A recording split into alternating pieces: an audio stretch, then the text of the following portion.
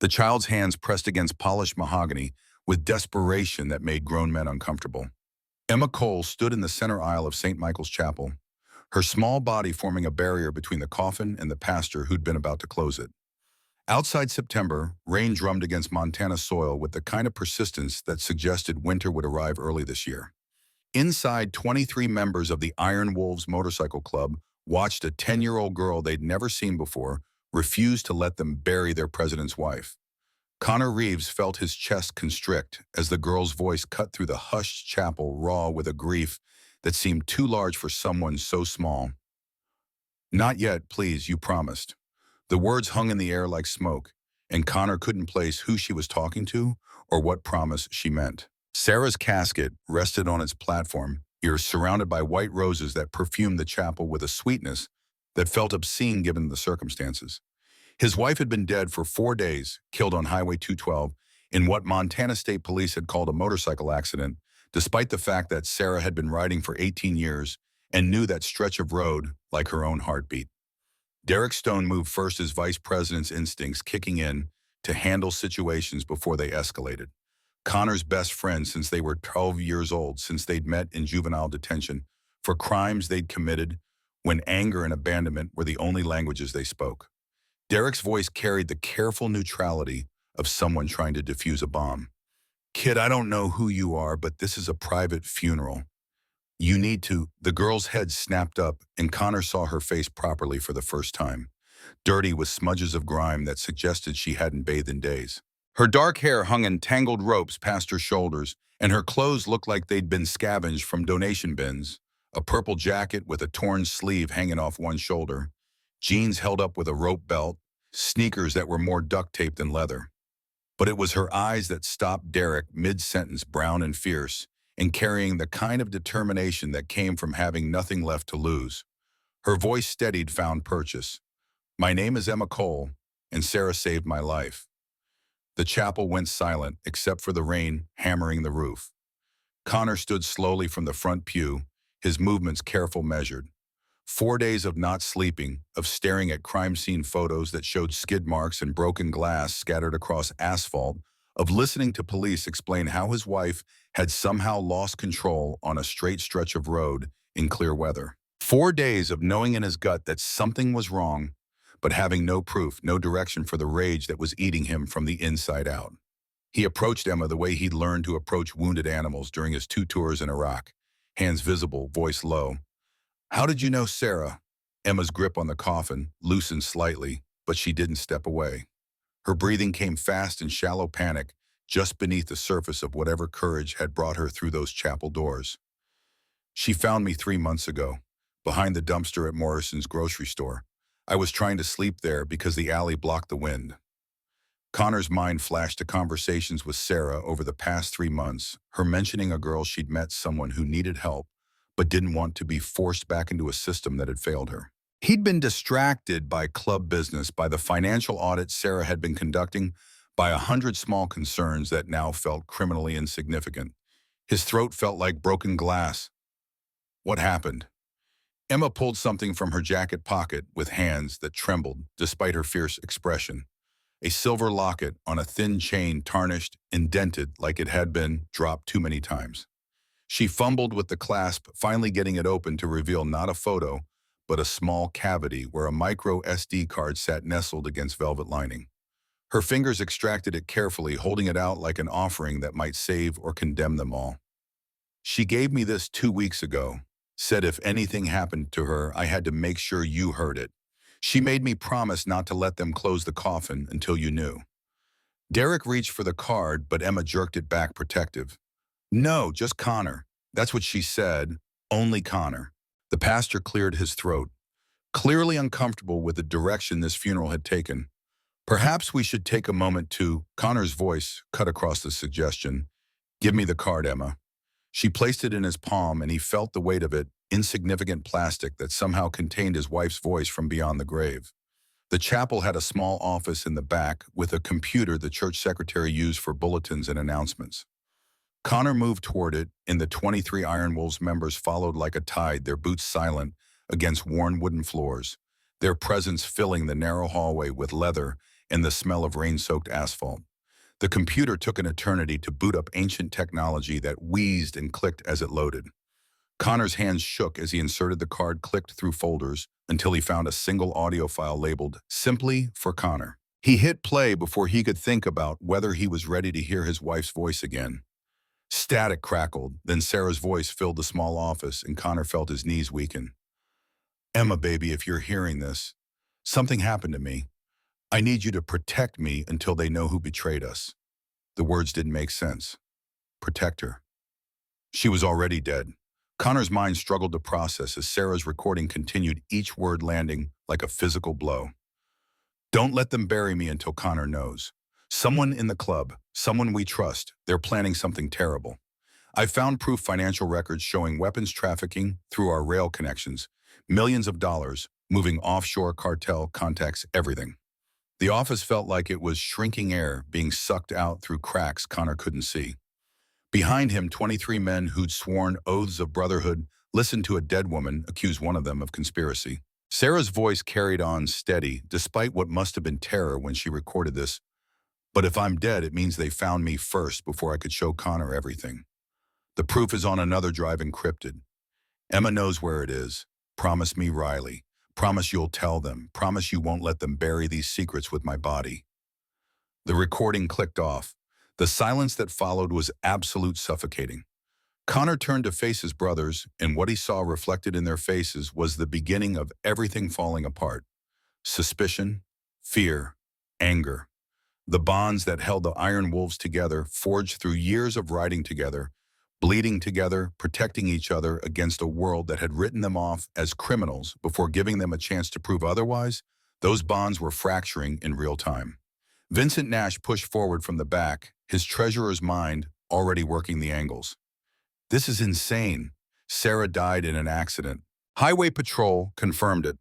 Motorcycle went off the road at mile marker 73, down the embankment. She died on impact." Emma's voice cut through the murmuring that had started small but carrying absolute certainty. "It wasn't an accident. I was there. I saw what happened." Every head in the room turned toward the girl who'd somehow become the axis around which their world was spinning. Connor crouched down to her level eye, his voice barely above a whisper, because if he spoke any louder, he'd start screaming and never stop. "Tell me exactly what you saw." Emma's eyes darted around the room, taking in 23 bikers whose size and presence would terrify most adults, let alone a 10-year-old. But she'd survived 3 months on Montana streets, had learned to read danger in the way predators learn to read prey. And what she saw in Connor's face must have told her that the only way through this was straight ahead. "I sleep under Miller's Bridge sometimes. The one on Highway 212 where the old mill used to be. It's sheltered and the sound of water helps me sleep." Her voice wavered, then steadied. 4 nights ago, I was trying to sleep when I heard motorcycles. 2 of them coming fast. I looked up through the gaps in the bridge boards and saw the first one, a blue bike with silver flames. I recognized it because Sarah had shown it to me, told me that was her ride. Connor's vision blurred at the edges. Sarah's Softail, the one she'd spent 2 years customizing, adding the flame detail herself with patience that matched how she approached everything in life. Careful. Thorough, refusing to cut corners even when it would have been easier. Emma continued her words, picking up speed like she needed to get them out before courage failed. The second bike was bigger, black. It came up behind her so fast like it was chasing her. Then it pulled up beside her and just it forced her toward the guardrail. She tried to brake. I heard the tires screaming, but there was nowhere to go. The black bike hit her again and she went over. I heard metal tearing and glass breaking, and then just silence. The office felt like a tomb. Connor's hands curled into fists, his vision tunneling, until all he could see was Emma's face, this small witness to his wife's murder. Because that's what it was. Not an accident. Murder. Premeditated, executed with precision by someone who knew Sarah's route, knew when she'd be riding alone, knew exactly how to make it look like she'd lost control.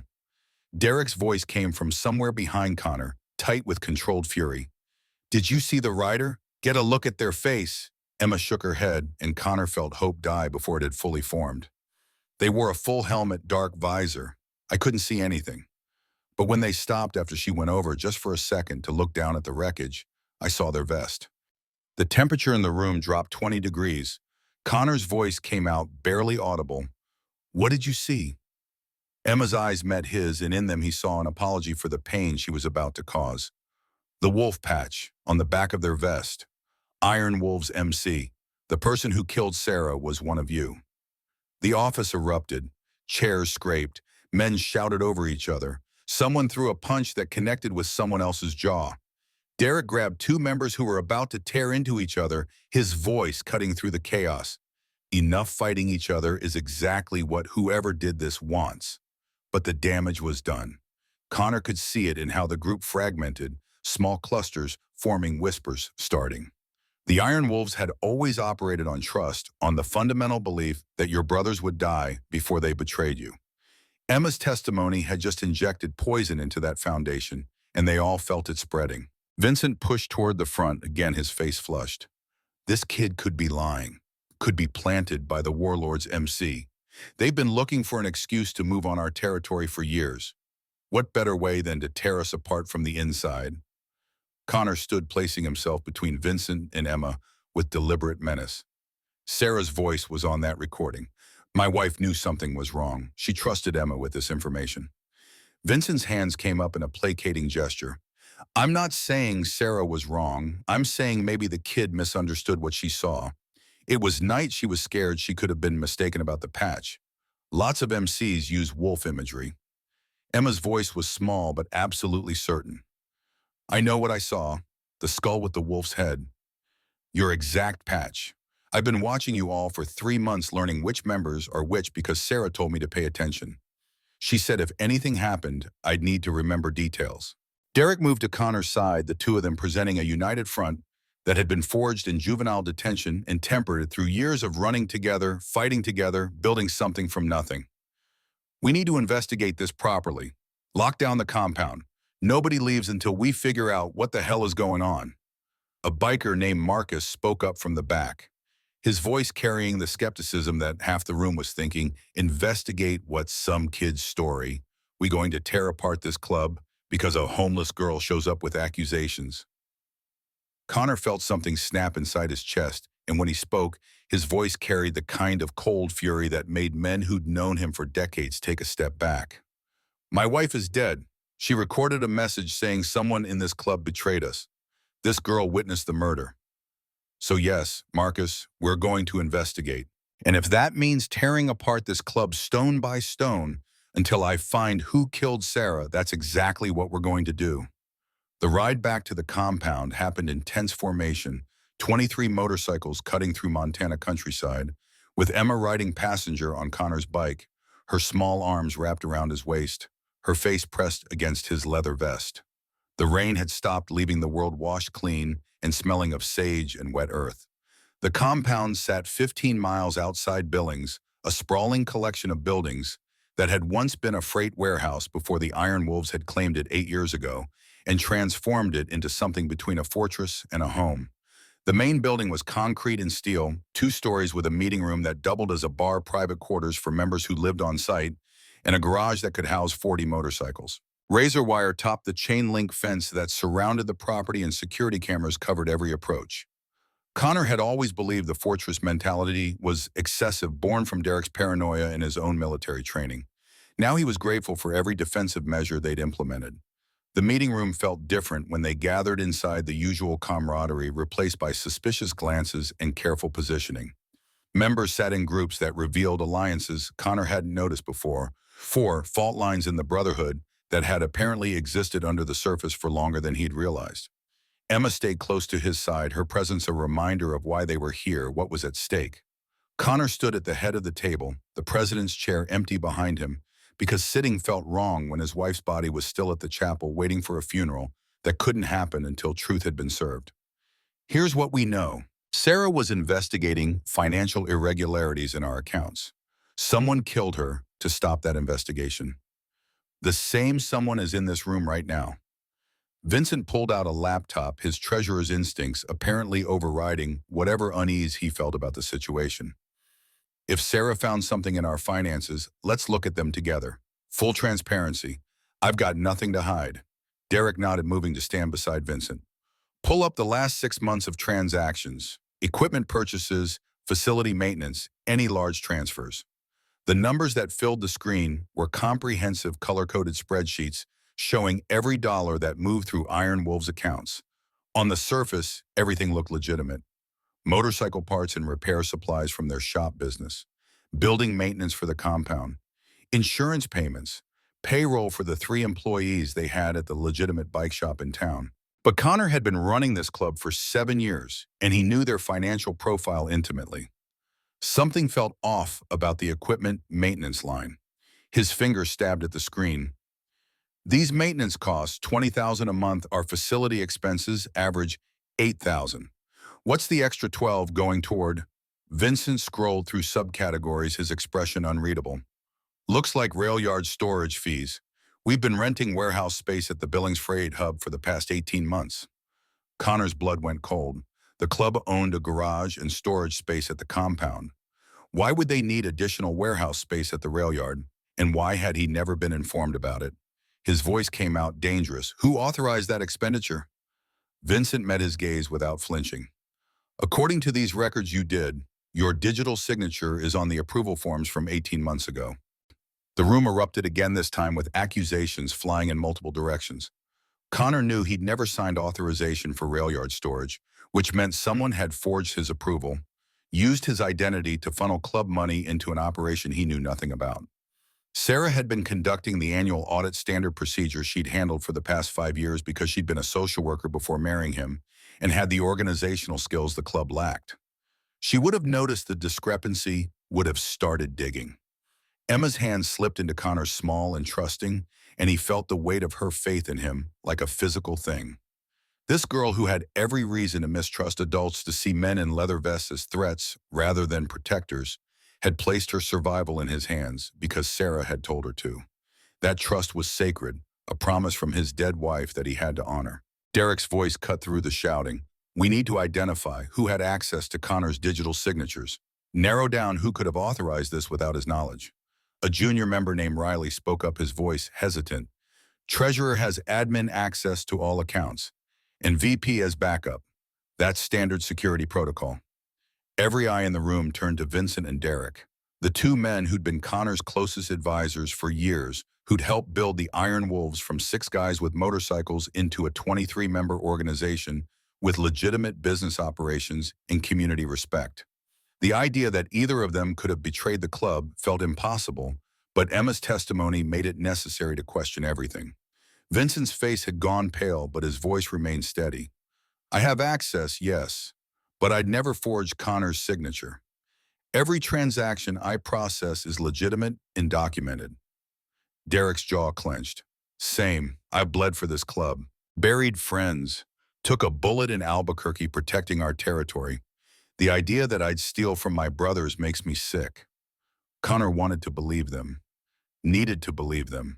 But Sarah's voice on that recording haunted him, her warning that someone they trusted had planned something terrible. Trust wasn't enough anymore. He needed proof, evidence, something concrete to separate truth from performance. Emma tugged on his vest, her voice barely a whisper, meant only for him. Sarah gave me something else, another drive. She said it was encrypted and only you would know the password. Connor's heart rate kicked up. He kept his voice low. Where is it? Emma's eyes darted around the room, calculating who might be listening. Somewhere safe. I'll show you. But not here. Not with everyone watching. The wisdom in that statement, the situational awareness that most adults never developed, spoke to how Emma had survived 3 months on the streets. She understood that revealing her hand completely would make her a target. That knowledge was protection as long as she was the only one who possessed it. Connor announced to the room, "We're on lockdown as of now. Nobody leaves the compound without my direct authorization. No phone calls to outside contacts until we sort this out. We eat together, sleep here, and we figure out who killed Sarah." Grumbling met the declaration, but nobody openly defied it. The Iron Wolves operated on hierarchy, and Connor's word as president was law unless a majority voted to override him. That hadn't happened in 7 years and wouldn't happen now when their president's wife had just been murdered. Vincent approached as the meeting broke up, his expression conflicted. Connor, I understand the lockdown, but keeping us prisoners in our own compound isn't going to build trust. It's going to make whoever is guilty feel cornered and dangerous. Connor's voice was flat. Good. I want them cornered. Cornered animals make mistakes. As members dispersed to various parts of the compound, Connor led Emma to his private quarters on the second floor. The room was spartanly furnished, a bed that hadn't been slept in for 4 days, a dresser that held more of Sarah's clothes than his, and a bathroom that still smelled like her shampoo. Being here without her felt like drowning on dry land, but Emma needed somewhere secure. She pulled the second USB drive from an inner pocket of her jacket, this one bright red with a keychain shaped like a tiny motorcycle attached. Sarah said this has everything: names, dates, transaction records, audio recordings. But she encrypted it because she was scared someone might find it before she could show you. Connor took the drive and inserted it into his laptop. The files were locked behind a password screen cursor blinking expectantly. He tried Sarah's birthday, their anniversary, the date they'd first met, at that bar in Billings, where she'd been celebrating her social work degree, and he'd been drowning his discharge from the Marines in cheap whiskey and poor decisions. Nothing worked. Each failed attempt tightened the band of frustration around Connor's chest.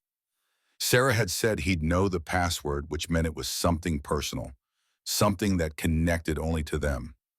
But what their relationship had been full of private jokes and shared moments, thousands of small intimacies that made up a marriage. Emma watched his growing frustration with something that looked like pity. She told me something about the password. Said it was what you called home, but not the place.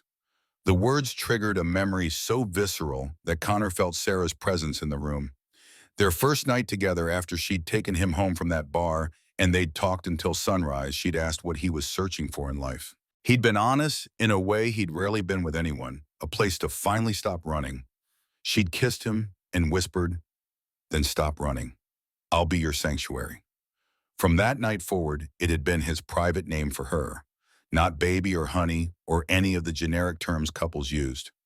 Sanctuary, the place where he could lay down the armor he wore for the world and just be himself, broken pieces and all. Connor's fingers moved across the keyboard, SANCTUARY. The screen flickered, then files exploded across the display. Hundreds of documents, spreadsheets, audio recordings, photographs. Connor's breath caught as he began clicking through them, Sarah's meticulous investigation unfolding before his eyes like a roadmap to hell. Wire transfer records showing $12.3 million moving through offshore accounts over the past 2 years. Shipment manifests listing military-grade weapons, AR-15s, explosives, RPGs, moving through the Billings rail yard using Iron Wolf's legitimate freight connections. Photos of club members meeting with men whose faces Connor recognized from DEA wanted posters, Sinaloa cartel lieutenants who operated in the Southwest Corridor. Emails coordinating routes, discussing payments, arranging handoffs, and most damning financial records showing systematic theft from the club treasury, money siphoned off in amounts small enough to avoid immediate notice, but adding up to millions over time. The maintenance fees that had caught Connor's attention were just the visible tip of an operation that had been running beneath their noses for 2 years. Emma stood on tiptoe to see the screen, her voice small. Sarah said someone was using the club, making you all look like criminals while they got rich. She wanted to stop it before it destroyed everything you'd built. Connor's hands shook as he opened an audio file dated 3 weeks before Sarah's death. Her voice filled the room and he closed his eyes, letting it wash over him. "I'm telling you, the numbers don't add up. Someone's using club resources to move military weapons, ARs, explosives, even RPGs. And the buyer is Sinaloa cartel." A second voice responded, male familiar, and Connor's eyes snapped open as recognition hit. "Sarah, you need to drop this. It's bigger than you think. People will get hurt." The voice belonged to Derek, Connor's best friend, his vice president, the man he'd trusted with his life countless times. The conversation continued, Derek warning Sarah away from the investigation, telling her she was signing her own death warrant if she continued digging. The recording ended with Sarah's voice steady despite obvious fear. "I can't stop Derek. If I don't expose this, innocent people will die with those weapons. Connor needs to know what's happening in his club." Connor felt the world tilt sideways. The files showed more photos of Derek meeting with cartel operatives in parking lots, financial records of offshore accounts bearing Derek's name, emails from Derek's login coordinating weapon shipments. The evidence was comprehensive, damning impossible to refute. Emma's voice penetrated the roaring in Connor's ears. I'm sorry. Sarah didn't want to tell you because she knew it would hurt. But she said truth was the only thing worth protecting, even when it destroys everything else. Connor's vision blurred tears he hadn't allowed himself to shed since finding out Sarah was dead finally breaking through. Derek, his brother in everything but blood.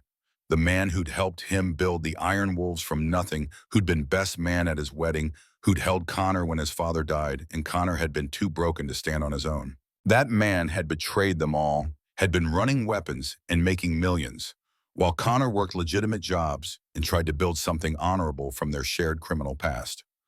A knock on the door made them both jump. Derek's voice came through. Connor, we need to talk. Some of the guys are getting restless. We should address them together, unified front. Connor looked at Emma, at this 10-year-old girl who'd become keeper of secrets that could destroy his world, and made a decision. He couldn't confront Derek yet, not when he was this emotionally compromised, not when one wrong move could alert everyone that they'd cracked the USB encryption. He needed time to think, to plan, to figure out how to bring down someone who knew all his moves because they'd invented half of them together. His voice came out surprisingly steady. Give me 10 minutes. I'll meet you downstairs. Derek's footsteps retreated. Connor turned to Emma, this small guardian angel his wife had trusted with their salvation. You stay here. Lock the door. Don't open it for anyone but me. Emma's eyes were too old for her face. He's the one, isn't he? Your friend, that's his voice on the recordings. Connor couldn't speak, could only nod. Emma's hand found his again, her grip fierce. Sarah said you'd have to choose between believing evidence and believing your heart. She said the evidence could be faked, but you'd known Derek your whole life. She wanted you to remember that. The words didn't make sense. The evidence clearly showed Derek's guilt.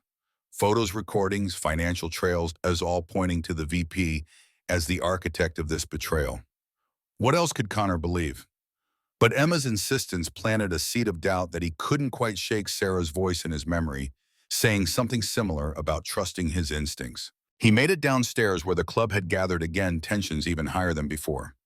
Derek stood at the front with Vincent, the two of them presenting a unified leadership front that should have reassured Connor, but now just felt threatening. How deep did this conspiracy go? Was Vincent involved too?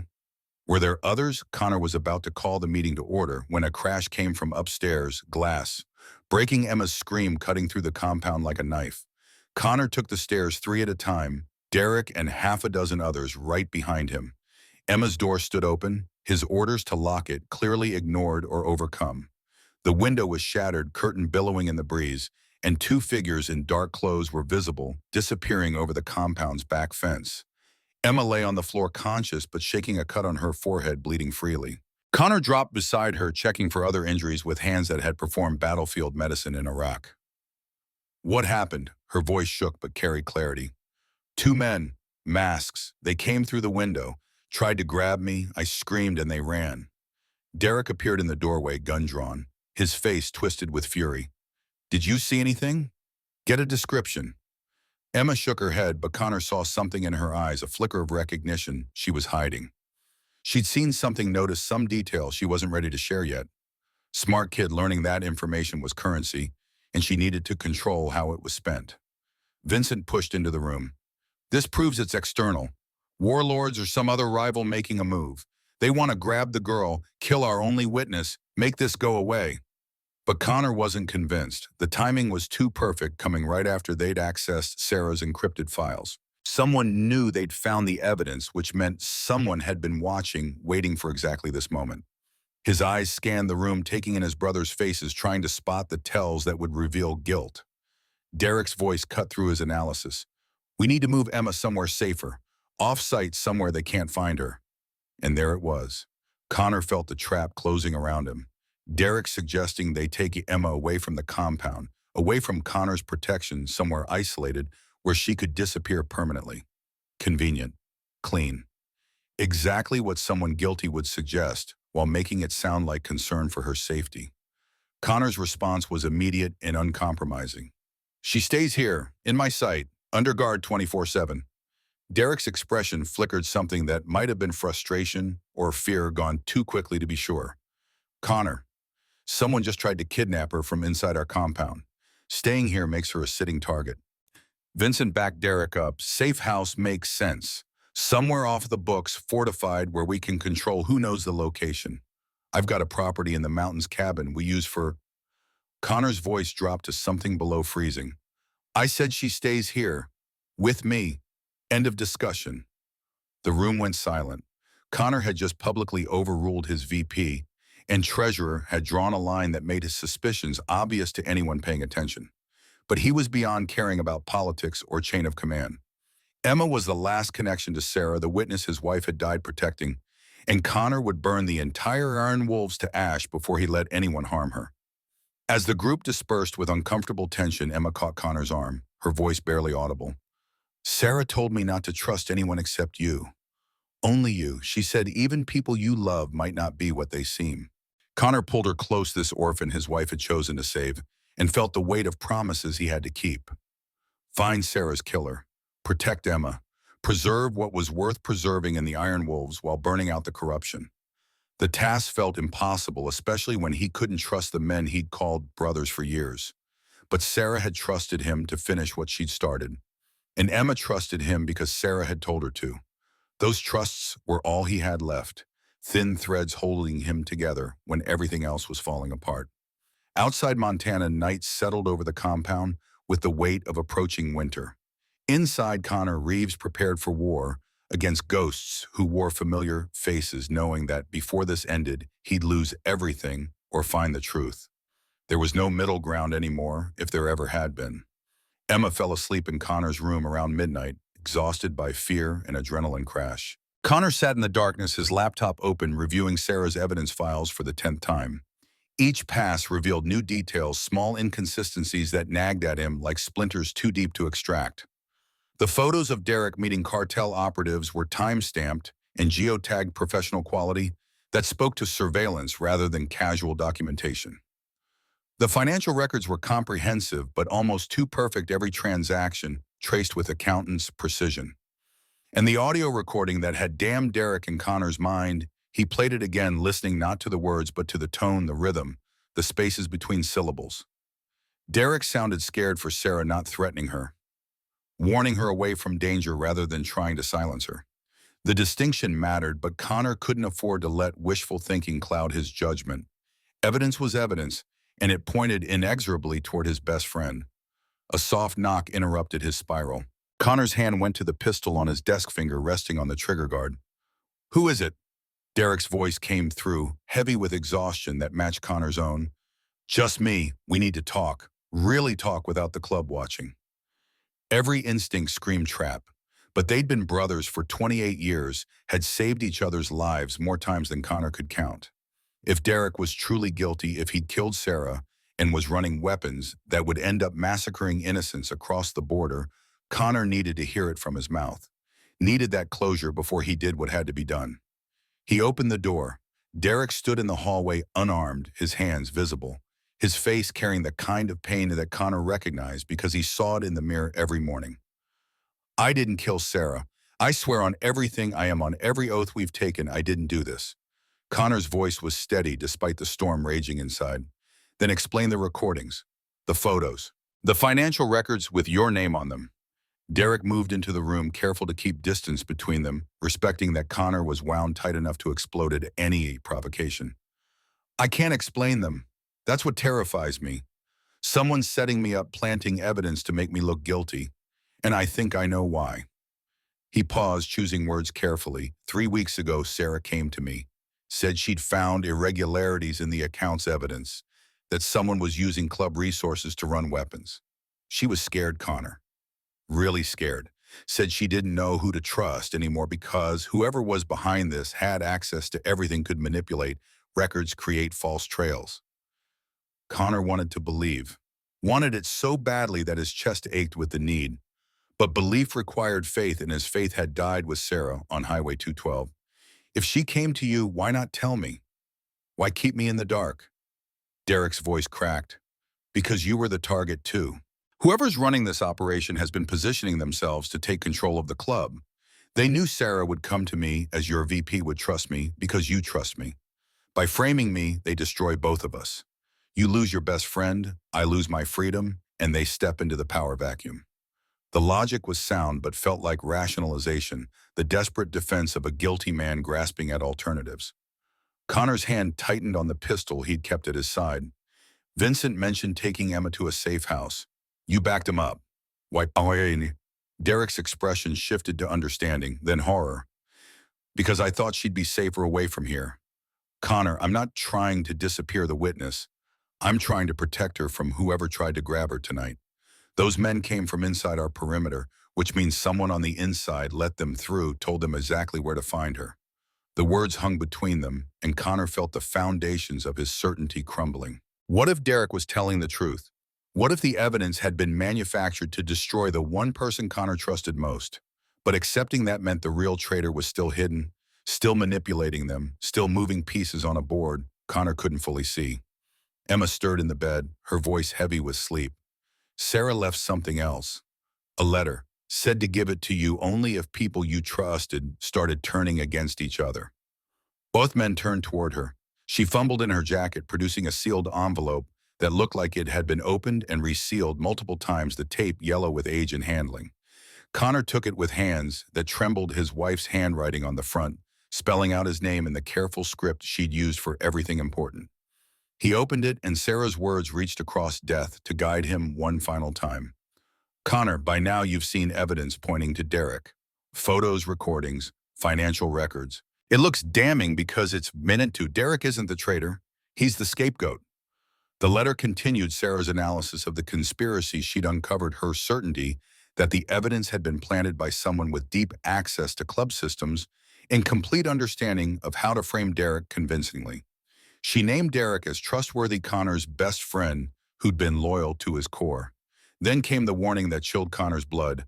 The real traitor is still there watching, waiting for you to destroy Derek so they can take control completely. Find them, make them pay. I love you always.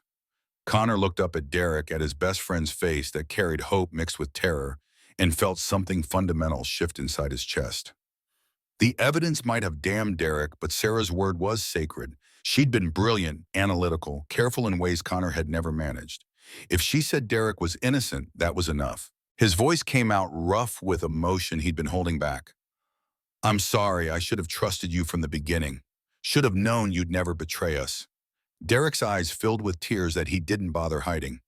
We'll find who did this. I swear to you, Connor. We'll find them and make them pay for Sarah. Emma watched this reunion with ancient eyes, then spoke words that shifted the entire investigation. Sarah said the real traitor is someone smart enough to frame Derek perfectly, someone with access to all your systems, someone in leadership. Connor's mind raced through the implications.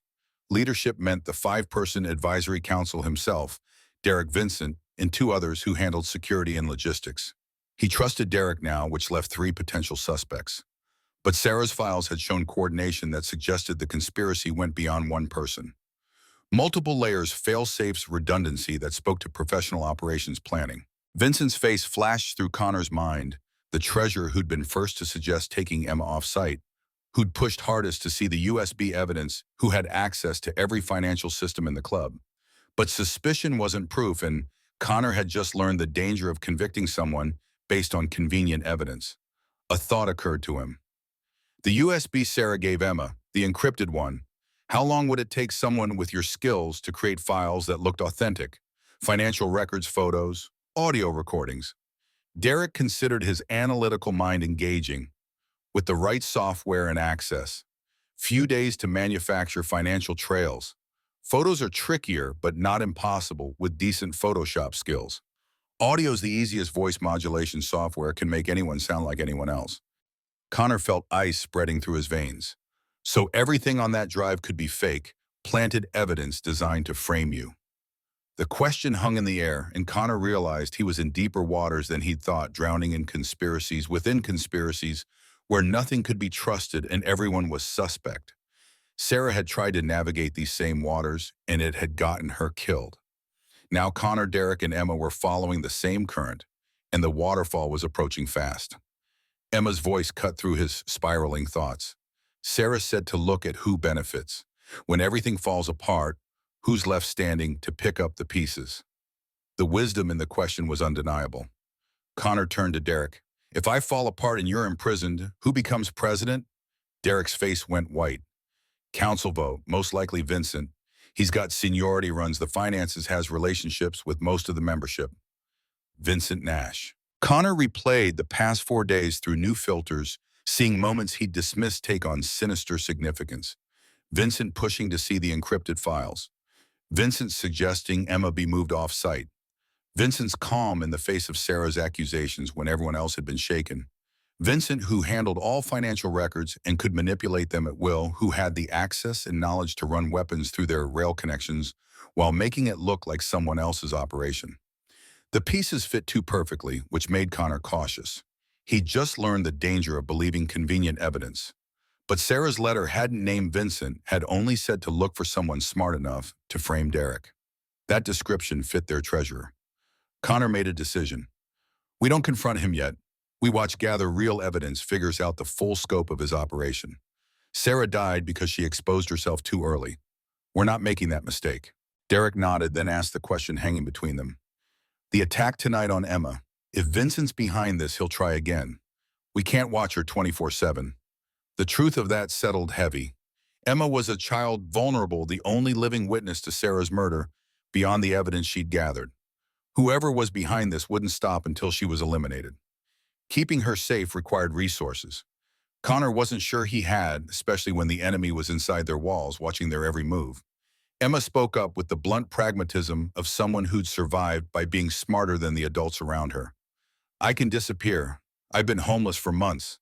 I know how to hide, how to stay invisible. Maybe it's safer if I'm not here. Connor's response was immediate and absolute. No, Sarah saved you, trusted you, died protecting what you know. I'm not letting you go back to the streets where you're alone, lone, and hunted.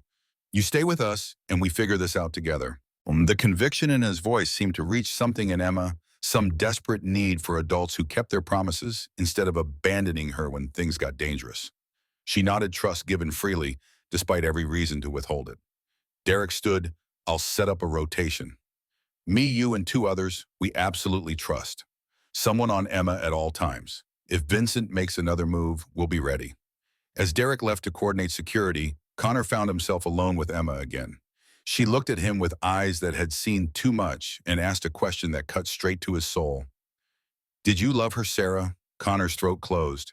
He'd been running on rage and purpose for 4 days, pushing grief into a box because feeling it meant breaking, and broken men couldn't hunt killers or protect witnesses.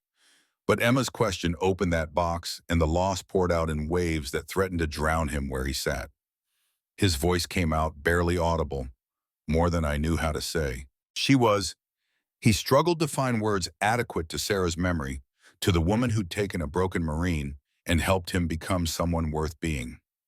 She was the only good thing I ever did, meeting her, loving her, building a life together. Everything else in my existence was violence or running or trying to prove I was more than what my father said I'd be. But Sarah saw something in me worth saving, and she saved it. Emma moved closer, this child who'd lost everything, placing her small hand over his scarred, tattooed one. She told me that you chose her every day. That love wasn't just a feeling, but a choice you made again and again, even when it was hard. She said that's how she knew you'd finish what she started, because you never gave up on things you loved. The words broke something in Connor that had been holding on through pure stubbornness.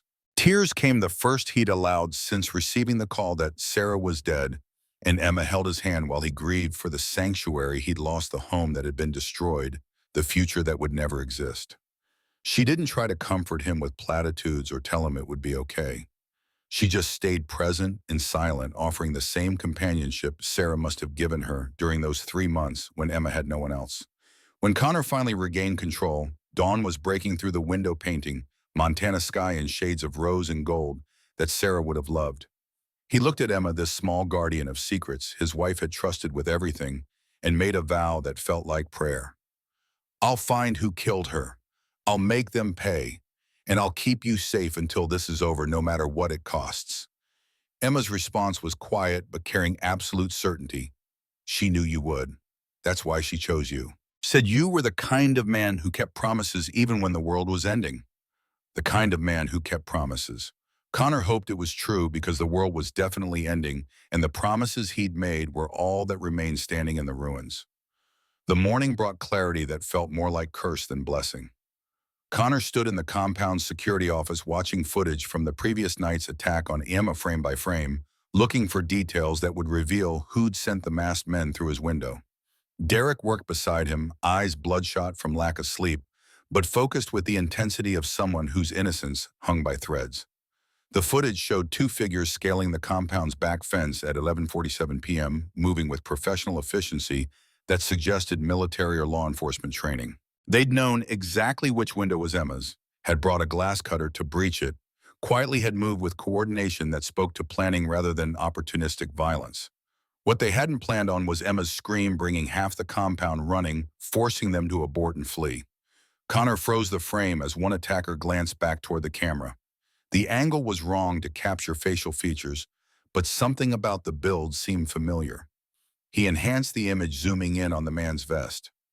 No patches, no identifying marks, but the cut and style matched Iron Wolves' standard issue, the leatherwork they'd commissioned from a shop in Billings 3 years ago.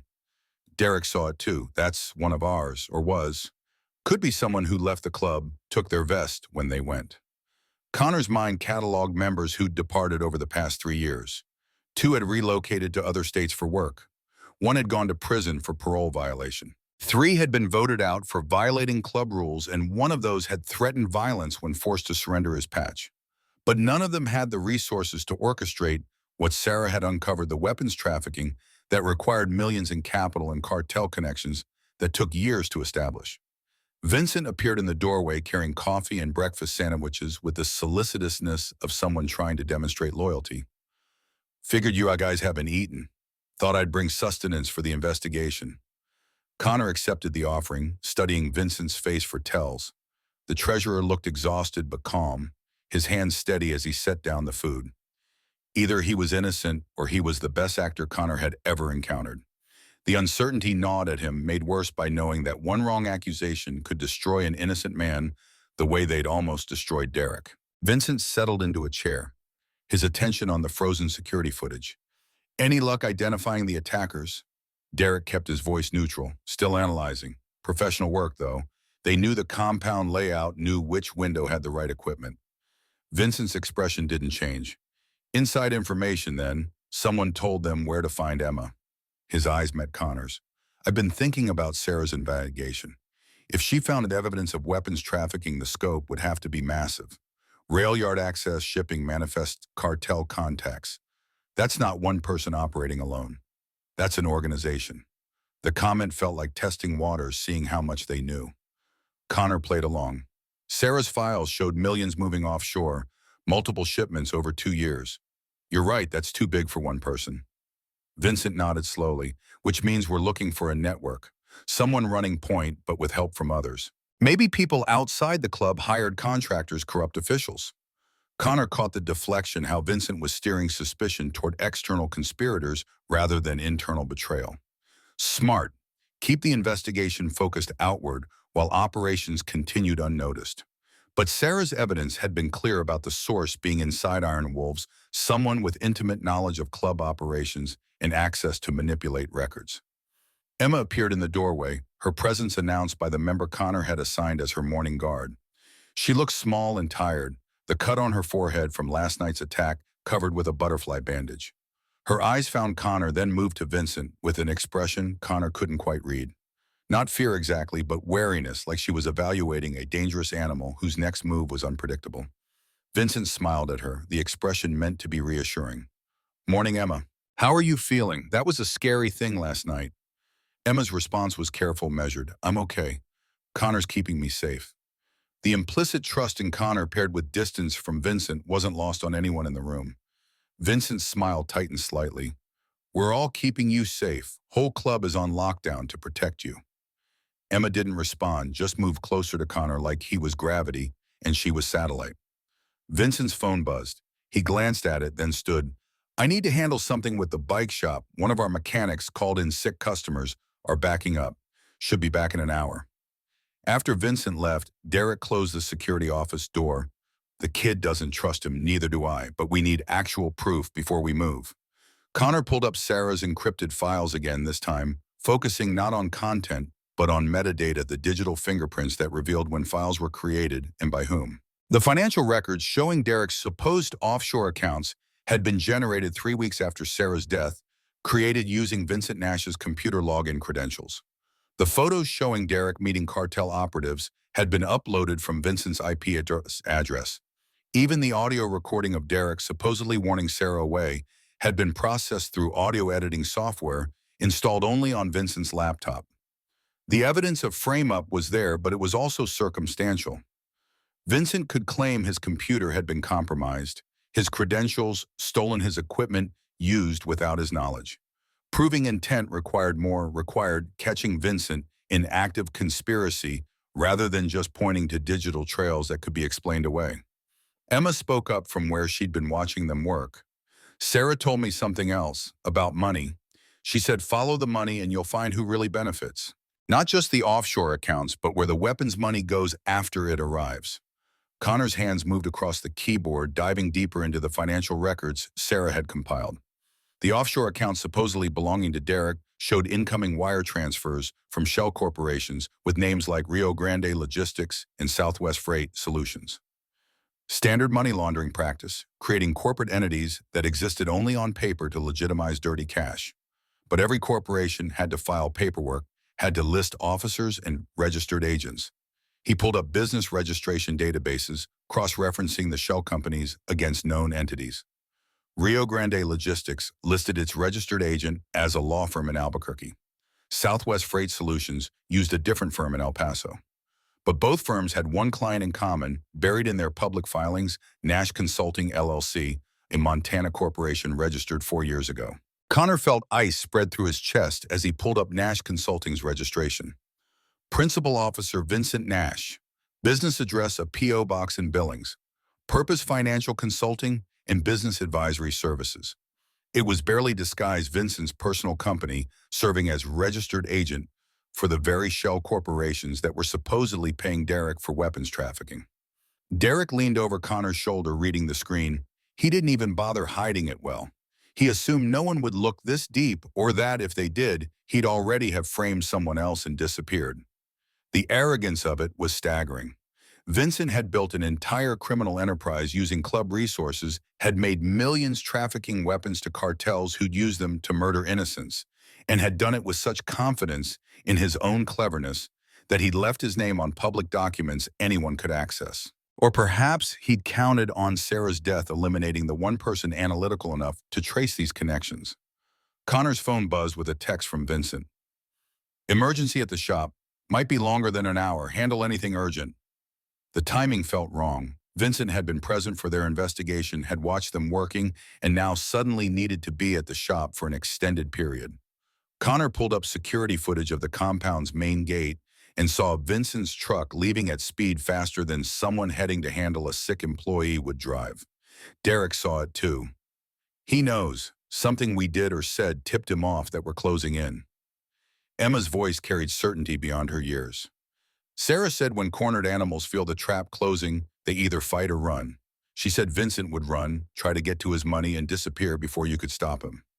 Connor grabbed his phone, calling the bike shop in town. The manager answered on the third ring, confused. No, sir. Nobody called in sick. We're fully staffed today. Is everything all right? Vincent had lied about the emergency, which meant he was moving now, eliminating evidence or preparing to flee. Connor made rapid decisions. Derek, get 6 guys you trust, absolutely. We're going to the rail yard warehouse, the one Sarah identified in her files. Vincent's either destroying evidence or moving final shipment. Either way, we catch him in the act. Derek moved fast, assembling a team that included the club's most experienced men who'd proven themselves in situations where loyalty was measured in blood. They geared up with weapons that walked the legal line, pistols. They had permits for rifles that stayed just within Montana's generous gun laws. Connor wasn't planning a war, but he also wasn't walking into Vincent's operation unprepared. Emma grabbed Connor's vest as he headed for the door. I'm coming with you. Connor's response was immediate. Absolutely not. You stay here where it's safe. Emma's jaw set with stubbornness that reminded him of Sarah. Sarah made me promise to see this through, all the way to the end. That means I go where you go. Derek intervened. Connor, she might be safer with us than here. If Vincent has people inside the compound leaving her behind, makes her vulnerable. Bring her, keep her in an armored vehicle with guards, but at least we can watch her. The logic was sound, even though every instinct screamed against bringing a child into a situation that could turn violent. But Emma had survived 3 months on Montana streets, had witnessed Sarah's murder, had been attacked in what should have been a secure compound. Nowhere was truly safe, and keeping her close at least gave Connor control over her protection. They loaded into vehicles, Connor's truck leading with Emma beside him and Derek in the passenger seat. 4 motorcycles followed their riders, armed and alert. The drive to Billings rail yard took 20 minutes through countryside that looked deceptively peaceful, rolling hills and scattered ranches, giving no indication of the violence brewing beneath Montana's big sky. The rail yard sprawled across 50 acres of track and warehouses, legitimate freight operations mixing with the abandoned buildings that squatters and criminals had claimed over the years. Sarah's files identified Warehouse 12 as Vincent's operation, a nondescript metal building near the yard's eastern perimeter. Connor approached carefully, parking 2 blocks away and advancing on foot to scout before committing his team. The warehouse looked abandoned from outside, no vehicles visible, no signs of activity. But as Connor circled the perimeter, he noticed fresh tire tracks in gravel, recent enough that dust hadn't settled back over them. Someone had been here within the past hour, maybe less. He signaled Derek, and they coordinated approach, 3 members taking the back entrance, while Connor's group hit the front. The doors were unlocked, which triggered immediate alarms in Connor's mind. Vincent wasn't careless. If doors were open, it was either trap or invitation, and neither option was reassuring. They entered, weapons drawn, clearing the space with tactics learned in Iraq and refined through years of club security operations. The warehouse interior was exactly what Sarah's files had described. Crates stacked in neat rows, each labeled with shipping codes that corresponded to manifest numbers from Sarah's documentation. Connor pried open one crate and found AR-15s packed in Cosmoline military-grade weapons that had no legitimate civilian purpose. Another crate held explosives C4 in blocks that could bring down buildings or create roadside bombs. A third contained an ammunition in quantities that suggested arming a small army. Derek's voice carried from across the warehouse. Connor, you need to see this. He'd found Vincent's office space, a corner sectioned off with plywood walls and a desk covered in paperwork. Shipping manifests detailed weapons moving south into Mexico, payment receipts showing millions in transactions, and most damning, a ledger that tracked every theft from Iron Wolf's accounts, every dollar Vincent had siphoned off to fund his operation. It was comprehensive confession evidence that would send Vincent to federal prison for decades. But it was also too convenient, too perfectly arranged, like stage dressing. Connor felt the setup before he understood it, instincts screaming warnings his conscious mind was still processing. Vincent hadn't left this evidence by accident. He'd wanted them to find it, wanted them here in this warehouse at this specific moment. The explosion came from the north wall-shaped charges that blew inward with precise force, and through the breach came tactical team in full kit. 6 men with automatic weapons moving with military precision that made club members' preparation look amateur by comparison. Connor's team returned fire, but they were outgunned and outpositioned, forced to retreat deeper into the warehouse while bullets chewed through crates and ricocheted off concrete. Derek grabbed Connor's arm, pulling him behind cover. This was always trap. Vincent knew we'd find the evidence, knew we'd come here. He's been planning this. Connor's mind raced through implications. If Vincent had orchestrated this ambush, he'd also prepared for other contingencies. Emma was still in the truck 2 blocks away with 2 guards, but if Vincent had tactical team here, he likely had people moving on her location too. The realization hit like physical blow, and Connor was already running for the exit before fully articulating the thought. Gunfire followed him out, bullets punching through metal walls with sounds like thunder. His truck sat where he'd left it, but the guards were down, not dead but unconscious, with efficiency that suggested professional work. The passenger door hung open. Emma was gone. Connor's phone buzzed with incoming call from unknown number. He answered, already knowing who it would be. Vincent's voice came through, calm, almost apologetic. I'm sorry it came to this, Connor. I genuinely liked you and Sarah. But business is business, and you're threatening my business. Connor's hand tightened on the phone hard enough to crack plastic. Where is she? Vincent's response was measured. The girl's safe for now. Insurance policy to make sure you listen. Here's what's going to happen. You're going to stand down, stop investigating, and let me finish tonight's shipments. In exchange, Emma lives, and you get evidence that clears your name with the feds who will be investigating once I'm gone. The audacity of the offer was staggering. Vincent was proposing to frame Connor for the weapons trafficking to disappear with his millions, while leaving Connor holding responsibility for crimes he'd known nothing about. And he was using Emma as leverage, betting that Connor's promise to Sarah would outweigh everything else. Connor's voice dropped to something below zero. You know I can't do that. Vincent sighed. I know, but I had to offer, for old time's sake. Since you're choosing the hard way, let me explain your situation. I have 3 warehouses loading tonight. 20 million in weapons moving to Sinaloa cartel. You found warehouse 12. The other 2 are at different locations. I have teams at all 3, and I have Emma at a 4th location you'll never find in time. He paused, letting that sink in. You've got 20 guys maximum, 3 targets. Divide your forces, and you're too weak to take any of them. Concentrate on 1 location and the other 2 complete their shipments. Oh, in Emma's location, it's rigged to blow. I don't check in every 30 minutes with the code word the whole building goes up. So you can't just torture her location out of whoever you capture. Connor felt the trap closing from all directions. Vincent had planned this with chess master precision, creating a scenario where Connor couldn't win. Save Emma and the weapons shipments succeeded. Stop the shipments and Emma died. There was no option that achieved everything, which meant Connor had to choose what mattered most. Derek appeared beside him, reading the situation from Connor's face. What's he asking? Connor relayed Vincent's ultimatum. Derek's expression cycled through rage and calculation before settling on grim determination. We split up. 7 guys on each warehouse, 6 with you to find Emma. We hit all targets, simultaneously coordinate timing so Vincent can't adjust defenses. The math was brutal. 7 against tactical team at each warehouse meant casualties, maybe deaths. Vincent's mercenaries were professionals getting paid serious money.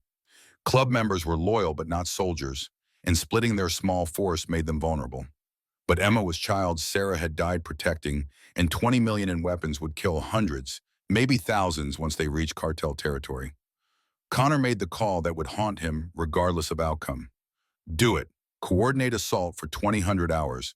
That gives us 6 hours to locate Emma's position and plan our moves. Vincent's voice came back through the phone. Smart choice. Or stupid one. I guess we'll find out. Clock's ticking, Connor. Emma's got maybe 8 hours of air in that room I've got her in. After that, suffocation does the job, even if the explosives don't. Good luck. The line went dead. Connor stood in the rail yard, surrounded by evidence of Vincent's betrayal. His best friend bleeding from a graze wound, his club fractured, and a child's life hanging on his ability to solve a puzzle Vincent had spent years constructing. The weight should have been crushing, but instead it crystallized into focus, the kind of clarity that came when everything was stripped away except what mattered most.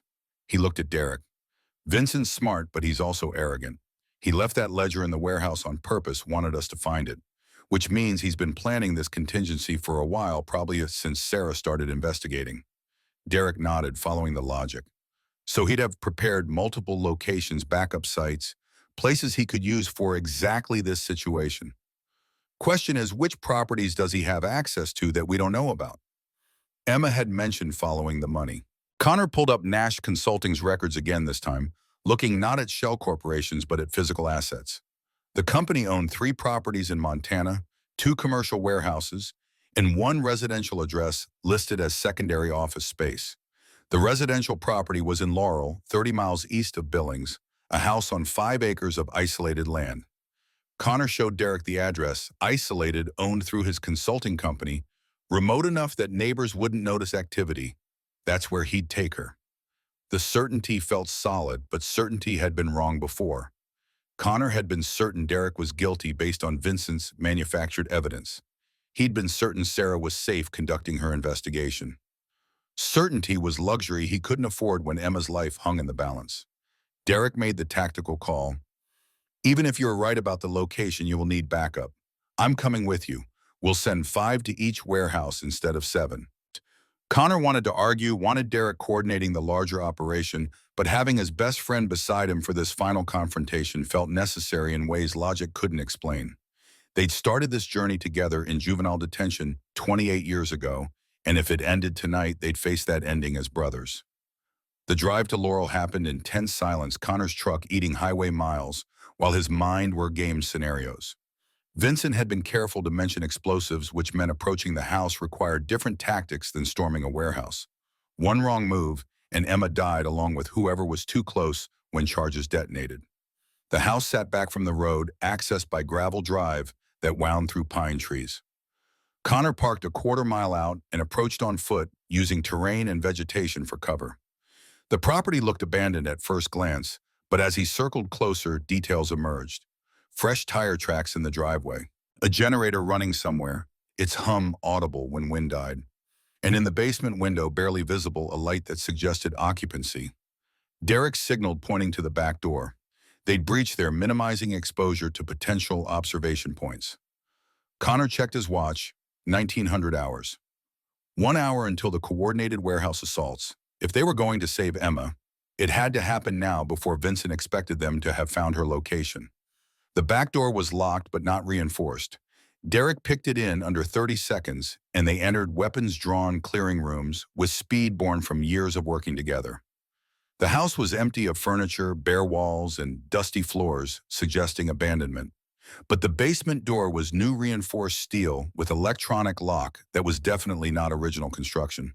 Connor examined the lock, recognizing military-grade security system. Getting through it would take time they didn't have and equipment they hadn't brought. He was about to call for explosives when he noticed the keypad's standard numeric entry with 12 buttons.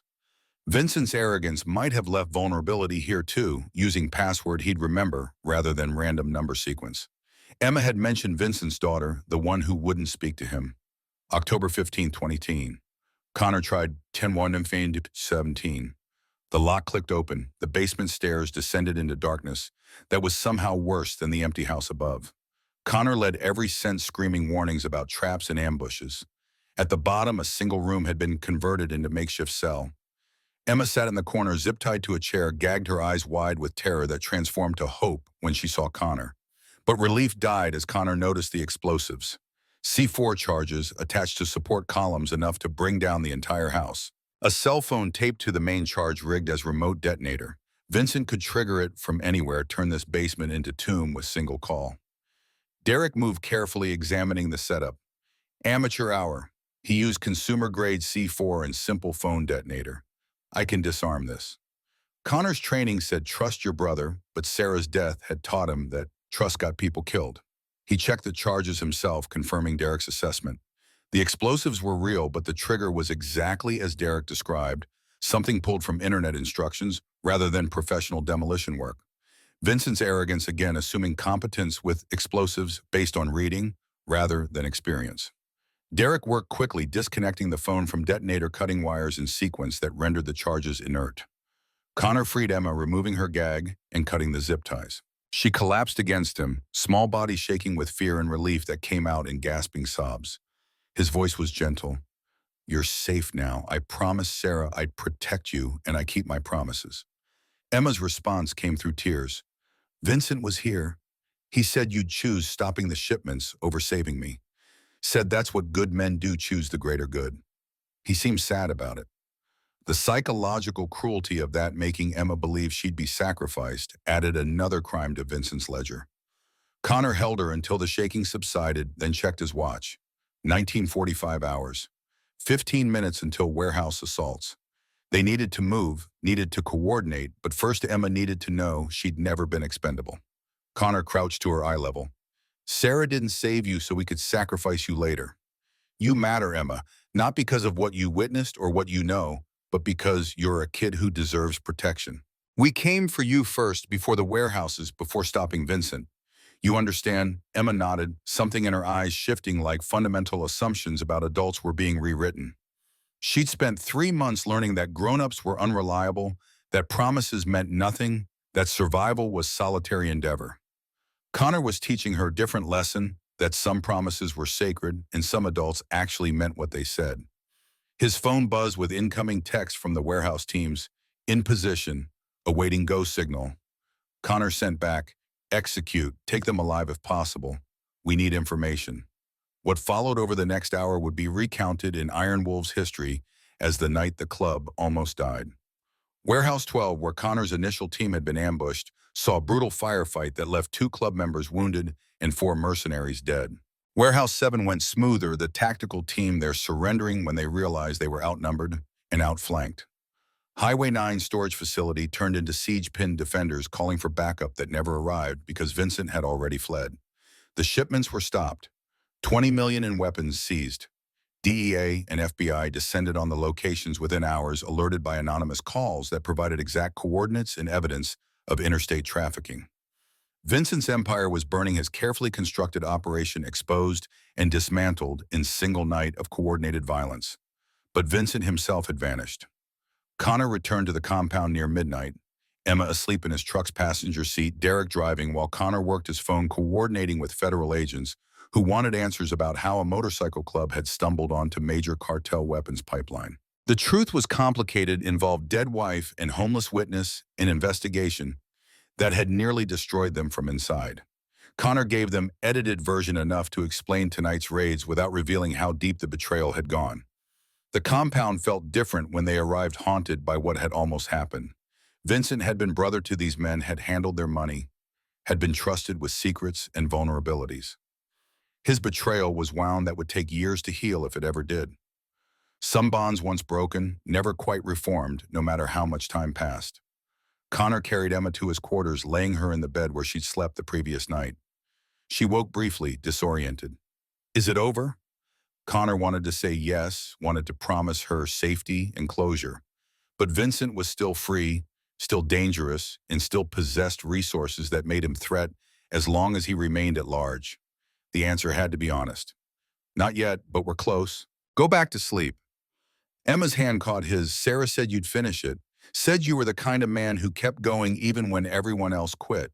She believed in you. The words settled over Connor like blessing from beyond the grave. Sarah had believed in him even when he didn't believe in himself, had seen something worth loving in angry Marine with blood on his hands and ghosts in his head. Her faith had transformed him, made him into someone capable of building something instead of just destroying. He owed her finishing this, owed her justice and truth and revenge for life stolen too soon. Derek appeared in the doorway. We've got problem. Vincent's not responding to any attempts at contact. His phone's off his accounts, frozen, his property's empty. He's gone ghost. Connor felt frustration mount. They'd stopped the shipments, dismantled the operation, but Vincent had escaped with whatever money he'd already moved offshore. Millions of dollars that would fund new life in country without extradition treaty where he could live comfortably on blood money while Sarah's murder went unpunished. Then Connor's phone buzzed with text from unknown number. Pier 9 shipping office. Come alone or Emma dies for real this time. You have 1 hour. The message included photos showing office interior with someone sitting in chair, but resolution was too low to identify who. Vincent's voice followed via audio message. I know you found Emma. Good job. But I have insurance policy number 2. Someone else who matters to you, someone you wouldn't expect. Come alone, and we can finish this properly. Bring backup, and they die before you reach the door. Connor showed Derek the message. His best friend's expression went grim. It's trap. He's cornered and desperate. Going alone is suicide. Connor knew Derek was right, but he also knew Vincent wouldn't bluff about having another hostage. The man was arrogant, but not careless, and this final gambit meant he had leverage he believed was valuable enough to bring Connor into killing zone. The question was who Vincent had taken, which person in Connor's limited circle mattered enough to manipulate him. Emma stirred. I'll come with you. If he has someone, maybe I can help. Connor's refusal was immediate. You stay here, protected. Whatever happens at Pier 9, you're not part of it. But Emma's voice carried certainty that made him pause. Sarah said when this ended, when Vincent was cornered, he'd try one last manipulation. She said he'd take someone you loved and force you to choose between justice and their life. She said you'd choose justice, and she was proud of you for it. The words suggested Sarah had anticipated this exact scenario had known Vincent well enough to predict his final desperate play. But she'd also had faith that Connor would make the hard choice, would prioritize stopping Vincent over saving one more person. That faith felt like test he wasn't sure he could pass. Derek checked weapons loading magazines with grim efficiency. We're going together. Alone means you dead and hostage dead. At least with backup, we've got chance of taking him alive. Connor wanted to argue but couldn't find an angle that made lone wolf approach smarter than coordinated assault. Vincent expected him alone, which meant bringing Derek created element of surprise. Small advantage, but in situations like this, small advantages meant survival. They left Emma with 4 guards, explicit instructions that no one entered or left without Connor's direct approval. The drive to Pier 9 happened in silence, both men preparing mentally for confrontation that would end one way or another tonight. No more chasing, no more investigating, just final reckoning between President, who'd been betrayed, and Treasurer, who'd murdered his wife. Pier 9 shipping office sat isolated at the rail yard's edge, 2-story metal structure that had been abandoned when the freight company went bankrupt 5 years ago. Perfect location for ambush, remote enough that gunfire wouldn't draw immediate attention, isolated enough that escape routes were limited. Vincent had chosen well, demonstrating tactical awareness that suggested military background Connor had never suspected. Connor approached from the east, Derek circling to back entrance. No coordination beyond that, just trust that they'd support each other when violence started. The ground floor was empty, dust thick and undisturbed, except for fresh footprints leading to stairs. Connor followed them up, weapon ready, every sense screaming warnings about traps and crossfire.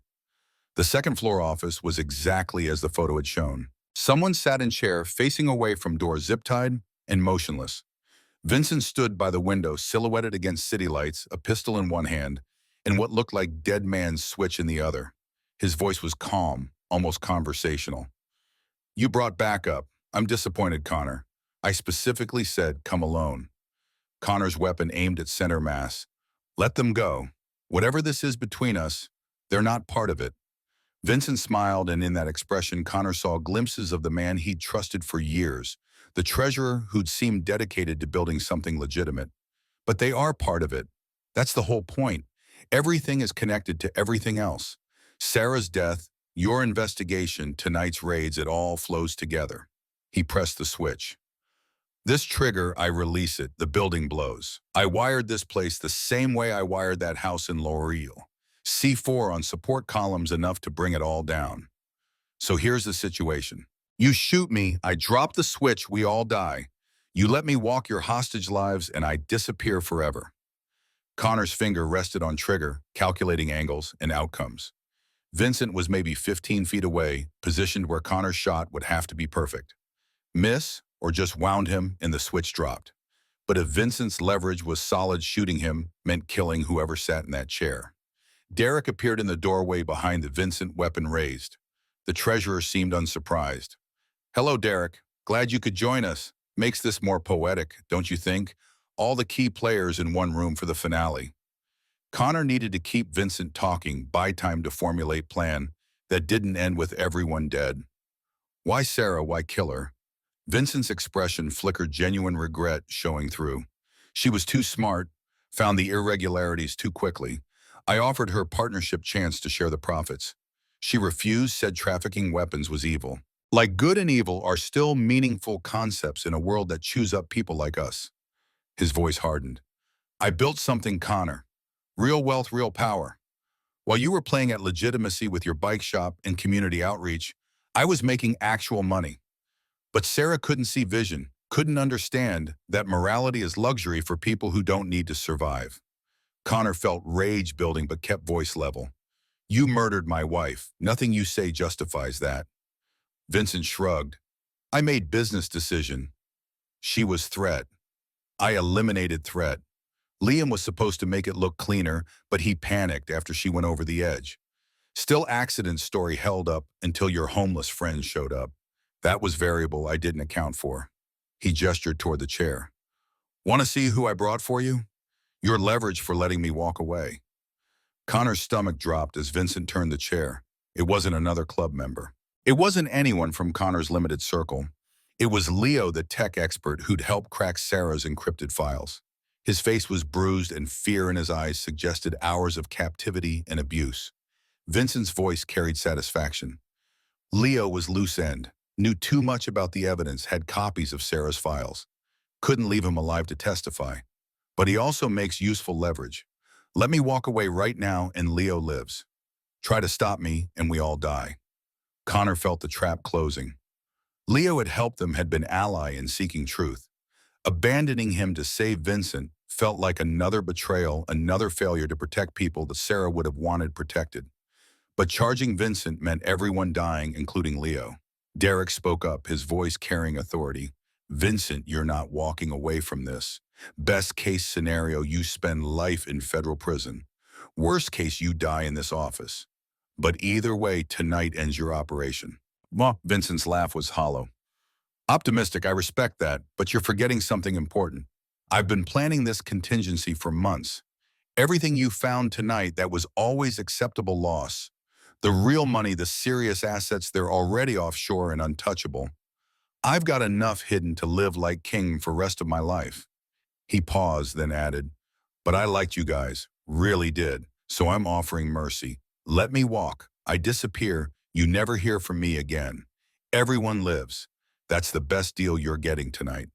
Connor's mind raced through options, none of them good. He could rush Vincent, hope to reach him before the switch dropped. He could shoot for the arm holding the switch, try to disable without killing. He could wait for Vincent to make mistake, give them opening. All the options carried massive risk. Then Emma's voice came from the stairs, small but clear. He's lying about the switch. Every head turned. Emma stood in the doorway, her face set with determination that was starting to feel familiar. 4 guards should have kept her at the compound, but apparently Sarah's stubborn courage lived on in the child she'd saved. Connor's voice was sharp. Emma, get out of here, now. But Emma moved into the room, her eyes fixed on Vincent. Sarah told me about dead man's switches, how they work, how to spot fake ones. That switch in your hand, there's no wire coming out of it, no radio transmitter. It's just prop to scare Connor into letting you go.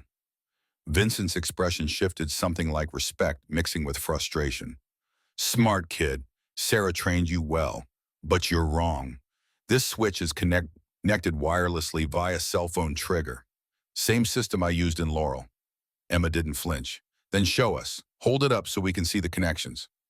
Vincent hesitated just fraction of a second, but long enough to confirm Emma's assessment. The switch was fake, a bluff designed to freeze Connor and Derek while Vincent negotiated his escape. The realization transformed the tactical situation completely. Without legitimate threat, Vincent was just man with gun, in room with 3 other armed people and 1 brave child. Connor's voice dropped to ice. Last chance. Drop the gun. Surrender. Face justice for what you did. Vincent's response was to spin toward Emma, weapon coming up. Connor fired before conscious thought, muscle memory from Iraq taking over. The shot took Vincent in the shoulder, spinning him away from Emma, but not dropping him. He fired back, his bullet going wide and shattering window. Derek's shot hit Vincent's gun hand, disarming him with precision that spoke to hundreds of hours at the range. Vincent collapsed, bleeding from 2 wounds, the fake switch clattering across floor. Connor was on him immediately, zip-tying his hands behind his back, while Derek secured Leo and called for medical assistance. The entire confrontation had lasted maybe 10 seconds from Emma's revelation to Vincent's capture, but it felt like hours compressed into moments. Emma knelt beside Connor. Sarah was right. She said when you had clear shot, you'd take it. Said you weren't the kind to hesitate when people you loved were in danger. Connor looked at this child who'd survived abandonment, streets attacks, and kidnapping to stand in dangerous room calling out murderer's bluff. She'd been brave in ways most adults never managed, had honored Sarah's trust with fierce loyalty that made Connor's chest tight with emotion he wasn't ready to name. Vincent coughed blood, his voice weak but carrying final defiance. You think this ends anything? Evidence against Derek still exists. Feds will still investigate. Club's reputation is destroyed regardless. Derek responded, surprisingly gentle. We've got Sarah's real evidence. Everything showing how you framed me, manufactured records, planted photos. We've got your ledgers from the warehouse. We've got Leo's testimony about the files. The truth comes out and you go to federal prison for the rest of your life. Vincent's eyes closed, whether from pain or defeat was unclear. Connor stood holstering his weapon and moved to Leo, cutting the zip ties that bound him. "You okay? Did he hurt you?" Leo nodded shakily. He kept asking about backup copies, wanted to know if I'd shared Sarah's files with anyone else. I told him everything was encrypted and I'd deleted local copies. Bought time, but he was getting ready to kill me. Connor felt gratitude for Leo's quick thinking mixed with anger that the tech expert had been dragged into this. Adding Leo's suffering to the ledger of Vincent's crimes made the final total almost incomprehensible. Sarah murdered Emma, terrorized Derek, nearly destroyed by false accusations, club fractured, and all of it for money, for greed, disguised as business. EMTs arrived within 20 minutes, federal agents right behind them. Connor gave statement that was exhausting in its detail, was still explaining 3 months of investigation compressed into single night of violence. Agent in charge was woman named Chen, who seemed genuinely shocked by the scope of Vincent's operation. "We've been tracking weapon flows into Mexico for years. Never suspected motorcycle club connection. Your wife's evidence is going to break this case wide open." The validation felt hollow. Sarah was still dead, murdered for discovering truth that would now bring down criminal networks she'd identified. Justice was happening, but it came too late to save her, too late to give Connor back the sanctuary she'd represented. Dawn broke over the rail yard as final statements were taken and evidence was cataloged. Connor sat on his truck's tailgate with Emma beside him, watching the sun paint Montana sky in shades that Sarah would have loved. Derek joined them, his face haggard, but showing first hints of peace they'd seen in days. "It's over. Vincent's going away forever. Club's cleared of wrongdoing. We survived." Connor wanted to feel relief, but couldn't access it past the grief that had been held at bay while immediate threats demanded action. Now that those threats were neutralized, the loss poured in like flood, threatening to drown him where he sat. Sarah was gone. Nothing they'd accomplished tonight changed that fundamental fact. Emma's hand slipped into his, her voice carrying wisdom beyond her years. Sarah said grief is love that has nowhere to go. Said when someone dies, all the love you have for them gets trapped inside, and that's what makes it hurt so bad. But she also said love never dies, it just transforms. Connor looked at this child his wife had saved, who'd kept promises no 10-year-old should have to keep, who'd been brave when grown men broke. Sarah's love had transformed into Emma's survival, into Connor's determination to see justice served into bonds between club members who'd stood together when it would have been easier to scatter. His voice came out rough. "She'd be proud of you. How brave you were. How you kept your promise, even when it was terrifying."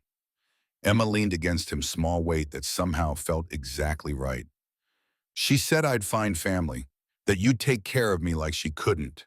Was she right?" Connor felt the question's weight, the responsibility it carried. He was motorcycle club president with violent past and uncertain future. Child services would question his suitability. Courts might not approve guardianship, but Sarah had trusted him with this, and he kept his promises. "Yeah, she was right. You're family now, for as long as you want to be." Emma's smile transformed her face, made her look like child she'd never really gotten to be. "Forever then. That's how long I want." As the sun climbed higher, burning off morning mist and revealing the rail yard in harsh clarity, Connor Reeves sat with Derek Stone and Emma Cole, survivors of war that had nearly destroyed them. Vincent's capture was victory, but incomplete. Sarah's funeral could finally happen, truth could finally be buried with her, but the hole she'd left remained unfilled, and probably always would. Still, Emma's hand in his and Derek's presence beside him created foundation. From ruins of what had been, they'd build something new. The Iron Wolves would continue scarred, but stronger for having faced betrayal and chosen honor. Emma would have home safety future that Sarah had died protecting, and Connor would carry forward, keeping promises to both dead wife and living child, proving that some bonds survived even death's attempt to break them. The federal courthouse in Billings felt designed to intimidate, all marble and high ceilings, and the weight of law pressing down on anyone who entered. Connor sat in the waiting area with Emma beside him, both of them wearing clothes that felt wrong, too formal for people whose lives had been leather and denim until circumstances demanded otherwise. 3 weeks had passed since Vincent's capture, 3 weeks of depositions and statements and lawyers explaining in careful detail how Connor's testimony would shape the prosecution's case against weapons trafficking operation that spanned 4 states. Agent Chen emerged from conference room, her expression professionally neutral, but eyes showing fatigue that came from building cases against people with resources to fight back. "We're ready for you, Mr. Reeves." The deposition took 4 hours, Connor walking prosecutors through everything from Sarah's initial investigation to the final confrontation at Pier 9. They wanted details about club operations, financial structures, how Vincent had managed to run his enterprise without detection for 2 years.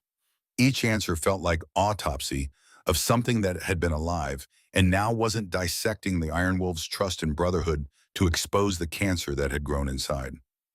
Emma waited outside, drawing pictures on legal pad one of the paralegals had given her, and when Connor finally emerged, drained from reliving Sarah's murder, for official record, he found Emma had covered 3 pages with sketches. Motorcycles Wolves, a woman who could only be Sarah, standing with arms outstretched like she was welcoming someone home. The child's artistic talent surprised him, the way she captured emotion in simple lines suggesting gift that deserved nurturing. Derek met them in the parking lot, his own deposition having finished an hour earlier. Prosecutors say they've got enough to put Vincent away for 40 years minimum. Weapons trafficking, conspiracy murder, for hire, enough charges that even with plea deal, he dies in prison. The satisfaction Connor expected didn't arrive. Vincent going to prison was justice, but hollow-kind punishment that couldn't undo Sarah's death or restore what had been lost. He'd learned in Iraq that revenge didn't heal wounds the way movies suggested, just left you standing over bodies wondering why victory felt so empty. Emma spoke up from the truck's back seat, her voice carrying observations she'd probably been holding for days. Sarah said justice wasn't about making pain go away. Said it was about making sure the same pain didn't happen to someone else. Vincent going to prison means he can't hurt more people. That matters even if it doesn't fix what's broken. Connor met her eyes in the rearview mirror, this 10-year-old philosopher who kept saying things that sounded like Sarah's words delivered through smaller mouth. The question of how much Sarah had prepared Emma, what conversations they'd had during those 3 months, would probably never be fully answered. But Sarah's influence was clear in Emma's resilience, her courage, her understanding that some fights were worth having, even when winning cost everything. The drive back to the compound took them through Billings downtown past the bike shop that represented Iron Wolf's legitimate business operations. Connor pulled in on impulse, wanting to check on operations he'd neglected during the investigation. The shop manager, a woman named Rita, who'd been with them since they opened, looked up from paperwork with relief visible on her face. "Connor, good to see you. We've been worried." The shop was busier than Connor had seen it in months, customers browsing parts and accessories while mechanics worked on bikes in the service bay. Rita explained as she poured coffee. "Word got out about what happened. About Vincent and the weapons and how you stopped it. Community's been supportive, surprisingly. People coming in specifically because they want to support the club that fought corruption." The irony wasn't lost on Connor. The Iron Wolves had spent 7 years building legitimate reputation fighting prejudice about motorcycle clubs being criminal enterprises. Vincent's betrayal should have destroyed that reputation, confirmed every stereotype about bikers being criminals. Instead, the club's response, choosing to expose and stop the corruption rather than cover it up, had somehow enhanced their standing. Derek browsed the shop, running hands over chrome and leather with appreciation that came from lifetime around motorcycles. "We should think about expansion. Maybe second location or diversify into custom builds. Club needs legitimate revenue, especially now that Vincent's thefts have left finances tight." The practical concern grounded Connor in present rather than past. Vincent had stolen over $3 million from club accounts during his operation, money that would take years to recover through legal processes if they recovered it at all. The Iron Wolves had assets, but they were asset-rich and cash-poor, a situation that made payroll and operations challenging. Emma wandered the shop, her attention caught by smaller motorcycles designed for younger riders. She ran fingers over one wistfully. "Sarah promised to teach me to ride when I was older. Said it was freedom in mechanical form, wind and speed, and going wherever you wanted." Connor felt the loss fresh, imagining Sarah teaching Emma to handle a bike, the patience she'd have brought to it, the joy she'd have taken in sharing something she loved. That future had been stolen, but Emma's interests suggested other futures might still be possible, different, but carrying their own value. His voice was gentle. I could teach you. When you're ready. Sarah would want you to know that freedom. Emma's smile was tentative but real. I'd like that, but maybe after the funeral, it feels wrong to think about happy things when we haven't said goodbye yet. The funeral, it had been postponed 3 times now. First by investigation, then by legal proceedings, then by Connor's inability to face it. But truth was established, Vincent was captured, and delays served no purpose except avoiding pain that had to be confronted eventually. Sarah deserved proper goodbye, deserved to be laid to rest with honor and truth surrounding her, rather than mysteries and lies. Connor made the call that afternoon, scheduling Sarah's funeral for the following Saturday at St. Michael's Chapel, where this had all begun with Emma refusing to let them close the coffin. Full circle, returning to beginning now that ending had been reached. The pastor was understanding, expressing sympathy for what the family had endured and relief that truth had prevailed. The week preceding the funeral felt suspended, time moving differently than normal, like they existed in bubbles separate from ordinary world.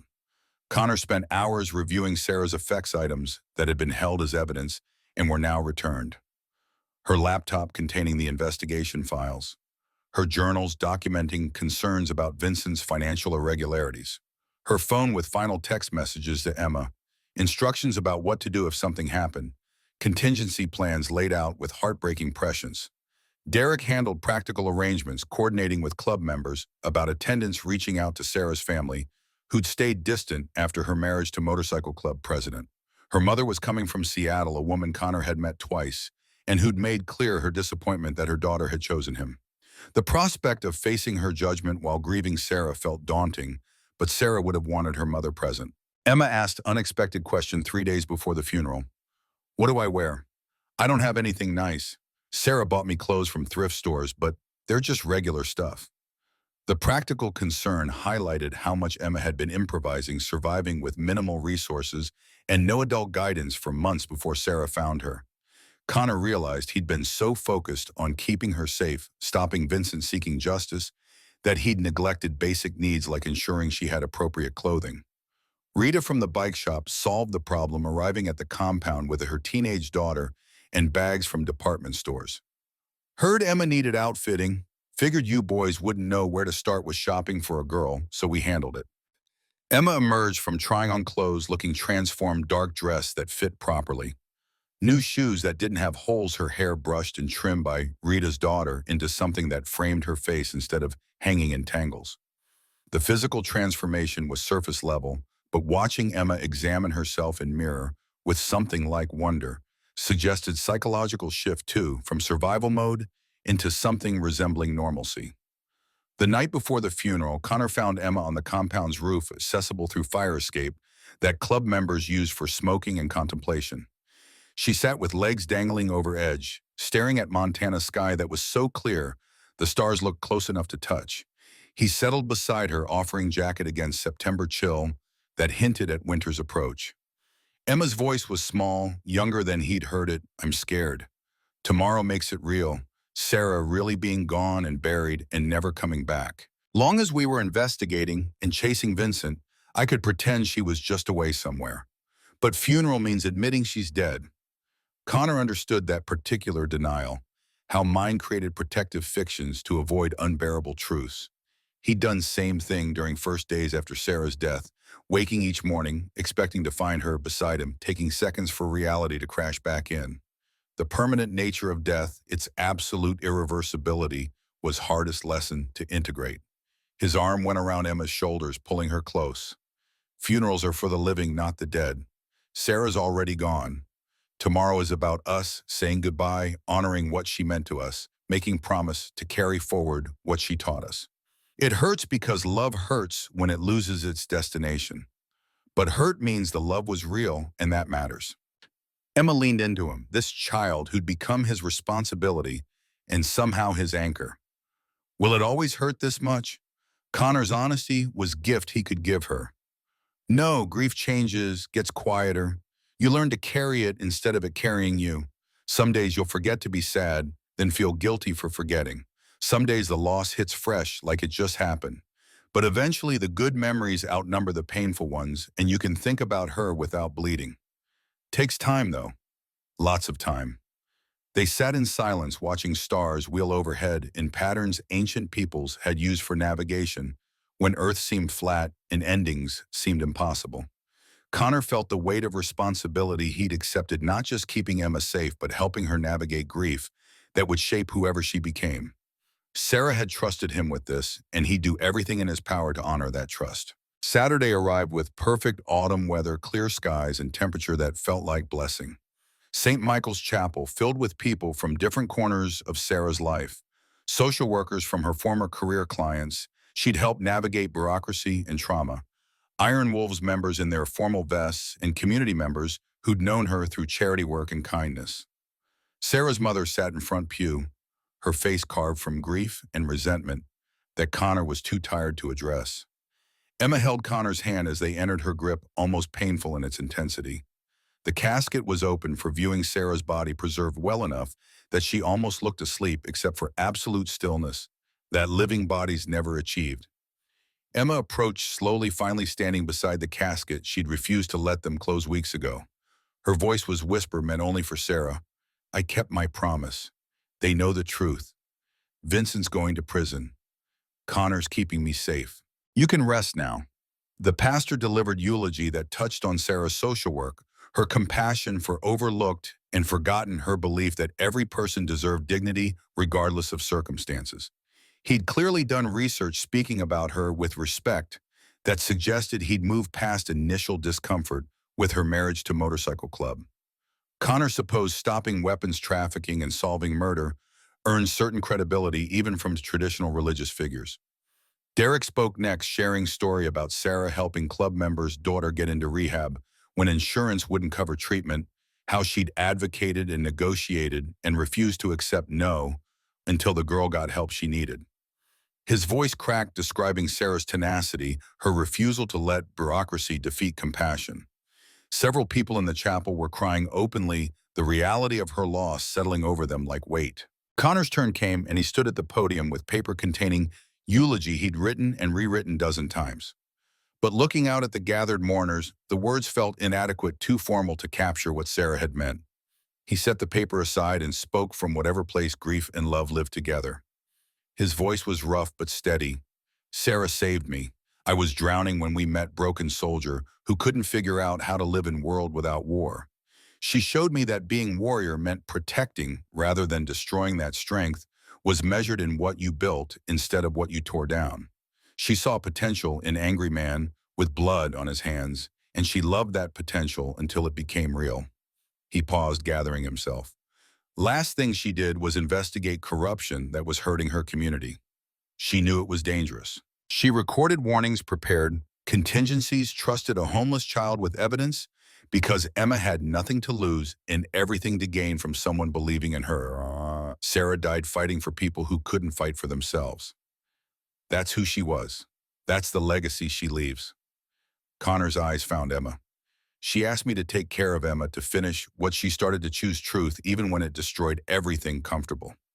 I made those promises, and I keep my promises."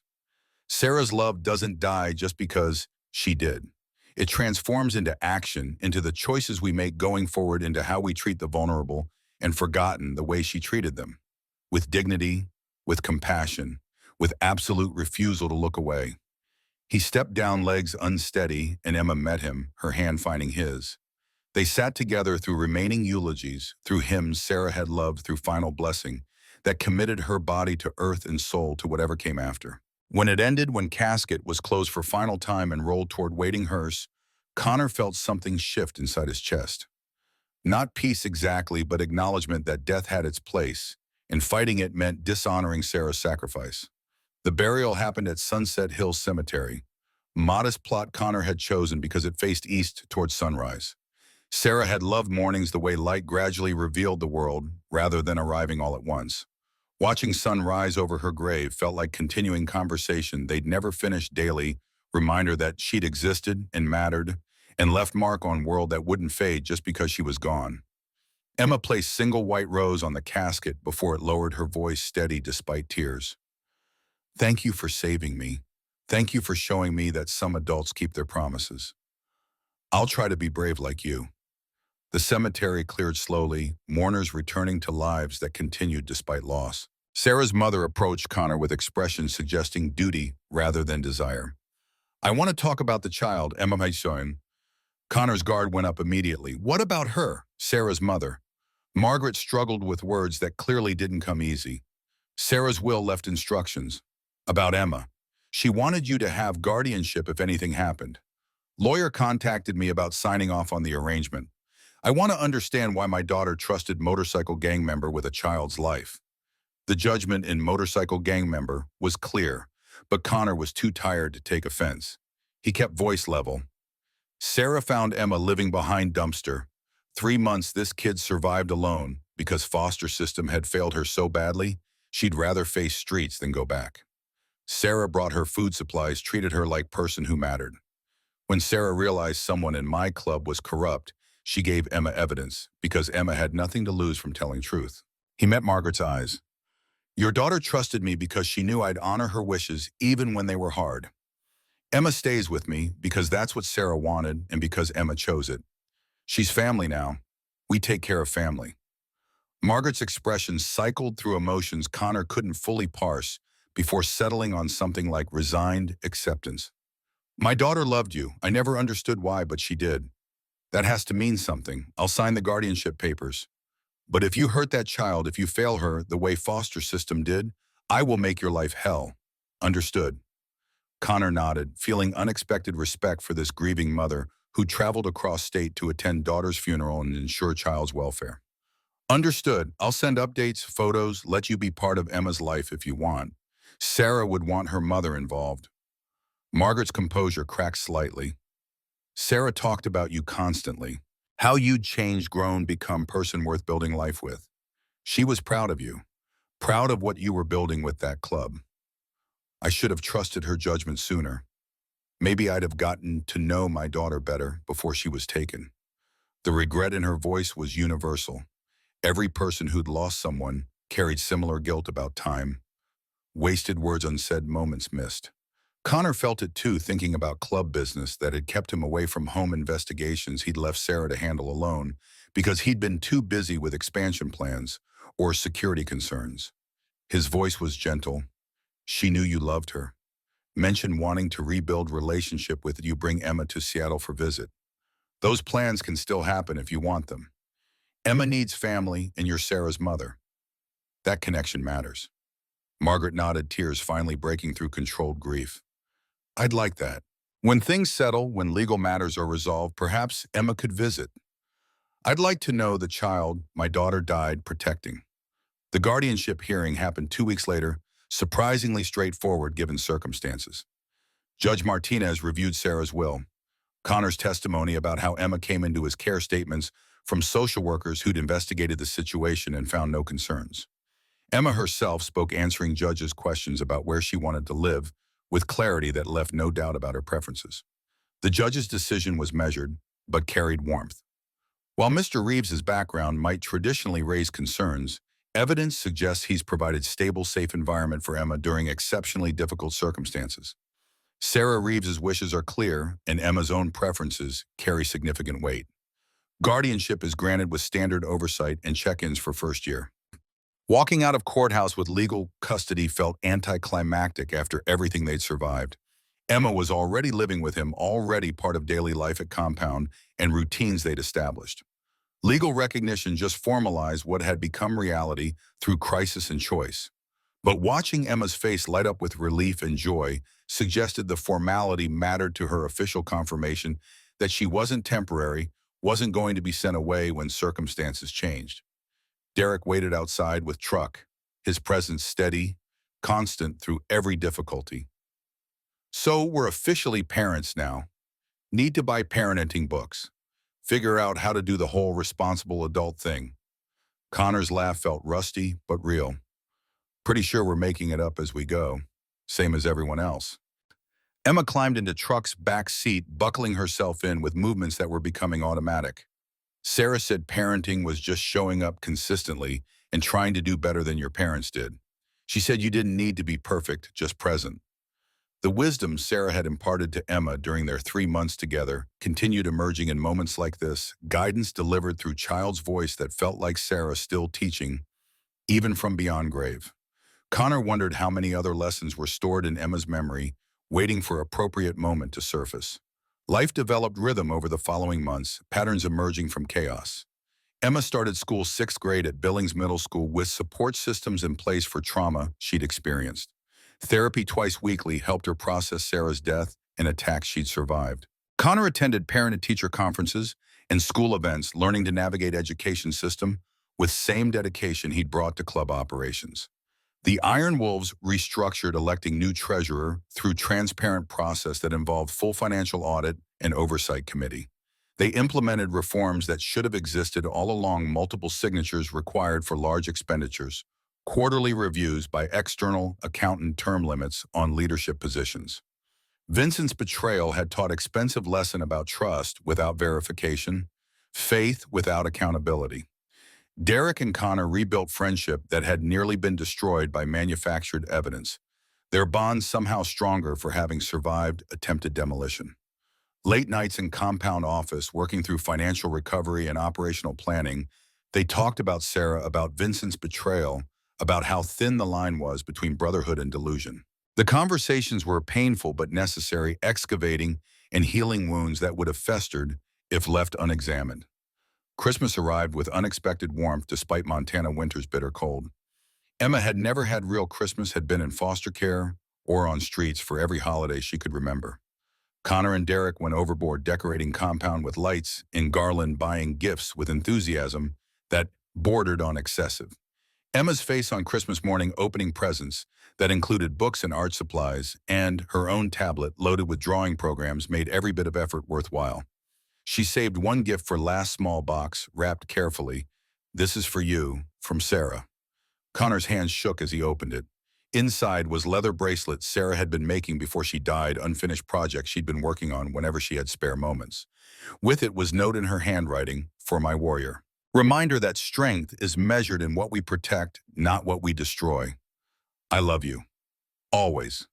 The bracelet fit perfectly, and Connor understood that Sarah had planned even this, had been preparing for possibility of her death and leaving tokens behind to help survivors navigate grief.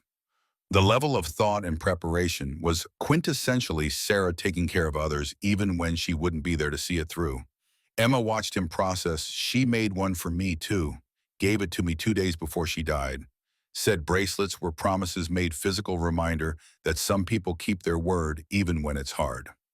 Connor looked at matching bracelet on Emma's wrist, leather band with small metal charm shaped like motorcycle.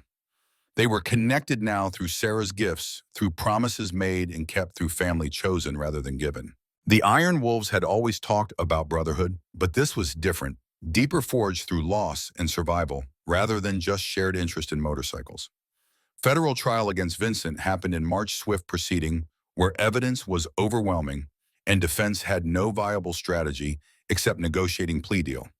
Connor testified for 2 days, walking jury through entire conspiracy from Sarah's initial investigation to final confrontation at Pier 9.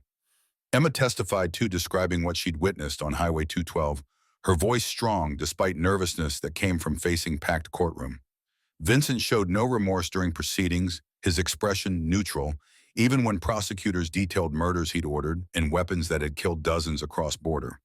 The man Connor had trusted, had worked alongside for 5 years, was stranger wearing familiar face.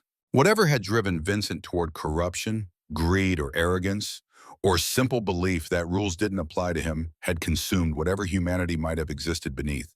Verdict came quickly, guilty on all 43 counts. Sentencing happened week later. Judge delivering 40 years federal prison, eligible for parole in 30. Vincent would be 72 before he could even apply for release, and given severity of crimes, parole was unlikely. He'd die in prison alone and forgotten his legacy, nothing but cautionary tale about ambition, untethered from morality. Connor felt no satisfaction watching marshals lead Vincent away in chains. Justice had been served. But Sarah remained dead, and no amount of punishment changed that fundamental fact. Emma was safe, club was recovering, and Vincent was stopped, but the cost had been devastating. Victories that required martyrdom never felt like winning, just survival with heavy price tag. Spring brought renewal to Montana's snow melting to reveal Earth that had been dormant. Emma's artistic talent bloomed under attention from art teacher who recognized gift that deserved nurturing. Her drawings became more sophisticated, capturing not just images, but emotions, stories told through pencil and paper. She started project creating, illustrated memoir of her time with Sarah, 3 months compressed into drawings that showed hunger and fear, but also kindness, the first adult who treated her with dignity. Connor and Derek expanded the bike shop, hiring 3 new mechanics and diversifying into custom builds that attracted customers from across the region. The Iron Wolves' reputation, surprisingly enhanced by their response to Vincent's betrayal, brought business from people who appreciated club that chose honor over covering up corruption. They were still viewed with some suspicion by mainstream community, but suspicion had shifted from assuming criminality to cautious respect for those who'd proven loyalty to something beyond themselves. 1 year anniversary of Sarah's death arrived with ache that hadn't diminished as much as Connor had hoped. He stood at her grave early morning, watching sunrise over stone marker that bore her name and dates that seemed too close together. She'd been 36, far too young with so much life ahead of her. The injustice of it, randomness of violence that took her while others survived, created rage that had nowhere productive to go. Emma appeared beside him, having somehow known he'd be here. I still talk to her sometimes. Tell her about school, about learning to draw, about you and Derek and the club. Is that weird? Connor's arm went around her shoulders. Not weird. I do the same thing. Conversations I can't finish, stories she'll never hear, but telling her anyway helps. Maybe she hears, maybe she doesn't. But it matters that we remember that we include her in our lives, even though she's gone. Emma leaned into him, their relationship having evolved into something that resembled father-daughter, even though neither spoke that terminology aloud. Sarah told me that love doesn't end with death. Said it continues in how we treat people, choices we make, whether we honor the lessons they taught us. I think she was right. They stood together, watching the sun climb higher, 2 survivors of different traumas who'd found family in wreckage. The Iron Wolves had lost members over the years, some leaving because trust couldn't be rebuilt after Vincent's betrayal, others staying because the club's response had proven values were real rather than performative. The 23 members had become 18 smaller but more cohesive, bound by surviving crisis that could have destroyed them. Derek organized memorial ride for Sarah's anniversary, 20 motorcycles forming up outside compound at noon. Emma rode with Connor wearing helmet. Sarah had worn leather jacket. Rita had altered to fit child's frame. They rode through Billings and into countryside formation, tight and purposeful, engines rumbling tribute to women who'd never ridden with club, but had become central to their story anyway. The route took them past Highway 212, past Miller's Bridge, where Emma had witnessed murder that started everything. Connor slowed as they approached, and formation halted. He walked to the bridge's edge, looking down at creek bed, where Sarah's bike had come to rest. Flowers were still there, bouquets left by people Connor didn't know. Community members who'd heard the story and wanted to mark the spot where corruption had been challenged and truth had been born from tragedy. Emma stood beside him, her voice carrying across the water. This is where it started. Where Sarah died and where I decided to be brave. Feels like it should look different, more dramatic. But it's just bridge and water and rocks. Ordinary place where extraordinary thing happened. Connor understood what she meant. Geography didn't reflect significance of events that occurred there. Sacred ground looked like any other ground, made holy only by memory and meaning people brought to it. Sarah had died here, but Emma had been born here too, in sense that mattered, emerging from survival mode into purposeful action that had changed everything. The ride continued to Sunset Hills Cemetery, full circle, back to Sarah's grave where journey had begun and ended. Club members formed circle around the stone.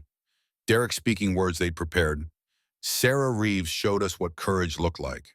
Not absence of fear, but choosing to act despite fear that could destroy you. She investigated corruption, knowing it might kill her. She protected Emma, knowing she was painting target on herself. She left evidence and instructions because she understood that truth mattered more than personal safety. He paused, emotion thickening his voice. We ride today to honor her memory, to promise we'll continue the work she started. Protecting the vulnerable, fighting corruption, choosing truth even when lies are easier. That's her legacy, and we carry it forward. 20 engines roared in unison tribute that rattled windows in nearby buildings and sent birds fleeing from trees. The sound faded and silence settled that was somehow louder than noise had been. Connor placed fresh white roses on Sarah's grave, same flowers that had surrounded her casket renewal of commitment he'd made to finish what she'd started. Emma's contribution was different. She'd brought the illustrated memoir she'd been working on, pages bound together, showing story of homeless girl and social worker who'd saved her. She placed it on the grave with note, "Thank you for teaching me that courage is keeping promises even when everything inside you wants to run. I'll keep being brave, I promise." As the club prepared to leave, Margaret appeared, having driven from Seattle for anniversary. She greeted Connor with stiff hug that was warmer than their first meeting had been. "Thank you for sending updates about Emma. The drawings she mailed were beautiful. My daughter would be proud of both of you." Connor felt unexpected kinship with this woman who'd lost daughter, same way he'd lost wife. Both of them joined by grief and responsibility to honor Sarah's memory through caring for child she'd loved. Emma talks about visiting Seattle. "Maybe this summer give you two chance to know each other properly." Margaret nodded, her attention shifting to Emma, who was examining flowers other people had left. "I'd like that. Sarah used to tell me about the child she'd found, how special she was, how much potential she had if someone just gave her a chance. I see what she meant now. Emma's remarkable." The observation was accurate. Emma had thrived under stability and support, her intelligence and artistic talent emerging as trauma receded into background rather than dominating everything. She'd made friends at school, had earned straight A's despite entering sixth grade months behind. Her therapist reported progress that was exceptional, given severity of what she'd experienced. Sarah had been right about Emma's potential, and Connor was determined to ensure it was fully realized. Summer brought heat that made Montana feel almost tropical, temperatures climbing toward 90 and staying there for weeks. Emma spent days at the bike shop drawing customers and their motorcycles, selling sketches for $5 each, and saving money with intention that suggested plans she wasn't sharing. Connor didn't push, having learned that Emma revealed things in her own time, that trust required patience rather than interrogation. July brought surprise in form of Leo visiting compound, the tech expert who'd helped crack Sarah's encryption and had been Vincent's hostage. He'd been virtual recluse since trial trauma from kidnapping, making him wary of leaving home. But he showed up with laptop and determination. "I want to help, with the club, with whatever you need.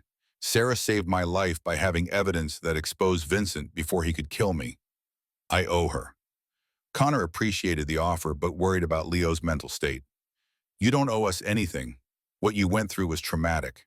Take time to heal." Leo's expression was stubborn. "Healing happens through purpose, not isolation. Sarah taught me that.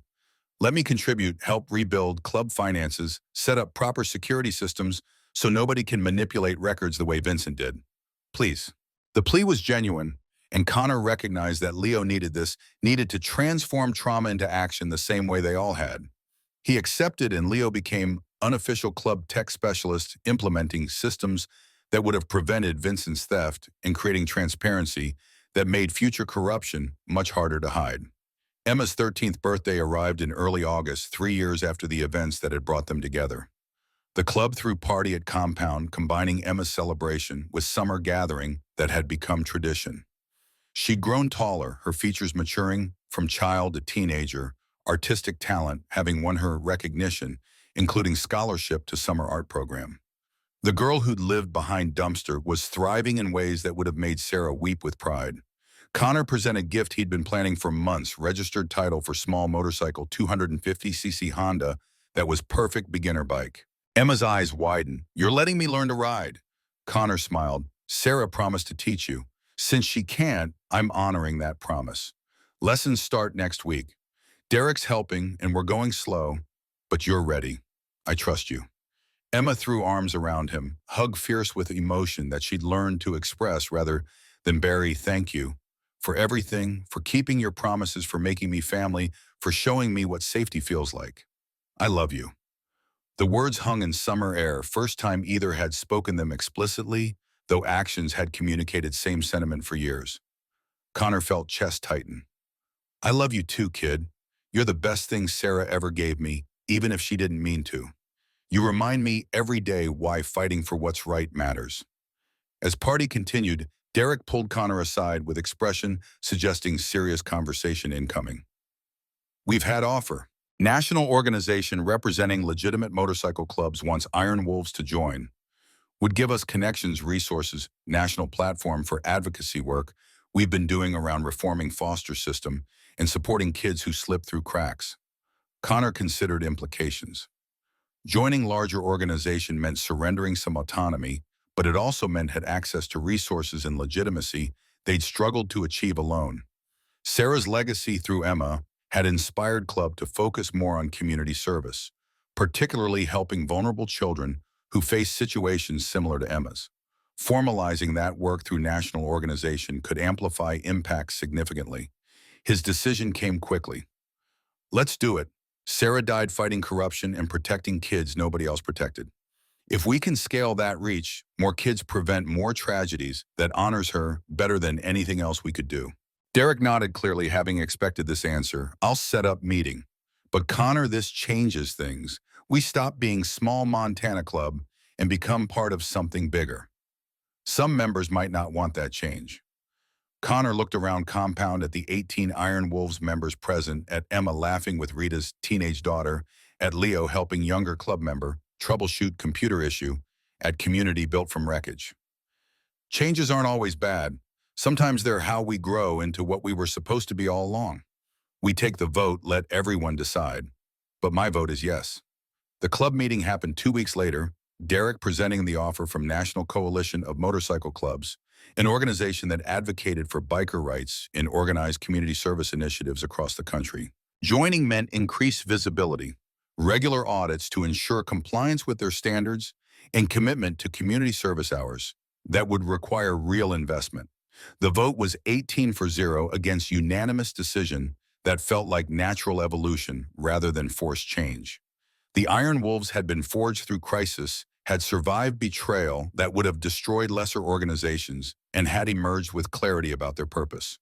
They were warriors, but warriors who protected rather than destroyed, who built rather than tore down, who honored Sarah's legacy through every choice they made going forward. 3 years to the day after Emma refused to let them close Sarah's coffin, Connor and Derek stood in compound office reviewing financial reports that showed the club healthier than it had been in decades. Vincent's theft had nearly bankrupted them, but recovery had been steady. The bike shop was thriving. Custom-build business brought revenue and reputation. Investment in legitimate operations had paid off in stability that allowed them to weather difficulties without compromising principles. Emma appeared in doorway, now 15, and showing artistic maturity that had earned her recognition, including gallery show in Billings, featuring her illustrated memoir of time with Sarah. I have something to show you. Been working on it for months. She led them to the compound's common room, where large canvas stood covered with cloth. Emma pulled the covering away, revealing painting that took Connor's breath away. Sarah stood in the center, arms outstretched, surrounded by figures representing people she'd helped, Emma Baum's child club members, former social work clients. The style was realistic but infused with light that seemed to emanate from Sarah herself, illuminating everyone around her. Connor's voice came out thick. It's beautiful. When did you paint this? Emma's smile was both proud and sad. Been working on it at school. Wanted to capture how she made everyone feel like they mattered, like they were seen. Teacher says it's good enough to submit for state art competition, but I wanted you to see it first. Derek moved closer, studying details that showed Emma's skill had progressed far beyond beginner level. Sarah would be incredibly proud. This captures exactly who she was. Emma nodded. I know, I painted it for her, but also for us. So we remember. So everyone who sees it understands what courage looks like, how one person choosing to care can change everything. The painting was hung prominently in the clubhouse, becoming centerpiece that members saw daily, constant reminder of why they'd restructured what they were fighting for, legacy they'd committed to honoring. Visitors asked about it, and Emma's story became known. Homeless girl, saved by social worker, murdered by corruption. Girl finding courage to expose truth, motorcycle club choosing honor over covering up betrayal. The narrative resonated, was shared online, brought attention to Iron Wolves' community service work. Emma's illustrated memoir was published through small press profits donated to foster care reform organizations. Her gallery show sold out art collectors recognizing talent that deserved investment. She was offered full scholarship to Rhode Island School of Design, prestigious institution that could launch professional art career. But she chose to stay in Montana for high school, wanting to remain close to family. She'd found home, she'd built community that had saved her. Connor understood the choice. Home wasn't just location, was people, and bonds and promises kept. Emma had found home with the Iron Wolves, found family with Connor and Derek, and club members who'd rallied around her. Leaving would mean abandoning foundation that had allowed her to thrive. College could wait. Growing up surrounded by love and stability couldn't be replicated or postponed. 5 years after Sarah's death, Connor stood at her grave on another anniversary routine that had become sacred. Emma stood beside him now, 17, and preparing for senior year young woman rather than child who'd thrown herself on Coffin, refusing closure. She'd grown into someone remarkable artistic talent, combined with Sarah's compassion and Connor's protective fierceness. She volunteered at homeless shelter, mentored younger kids in foster care, used her art to raise awareness about system failures. Connor placed White Rose's annual tradition. I kept my promises. Emma's safe, thriving, about to graduate with honors. Club's healthy, doing work you'd be proud of. We stopped Vincent, exposed the corruption, chose truth even when it destroyed everything comfortable. You were right about all of it. About Emma, about me, about what mattered most. Emma added her own flowers voice, steady with maturity, that came from surviving trauma and emerging stronger. I miss you still, every day, but I'm okay. More than okay.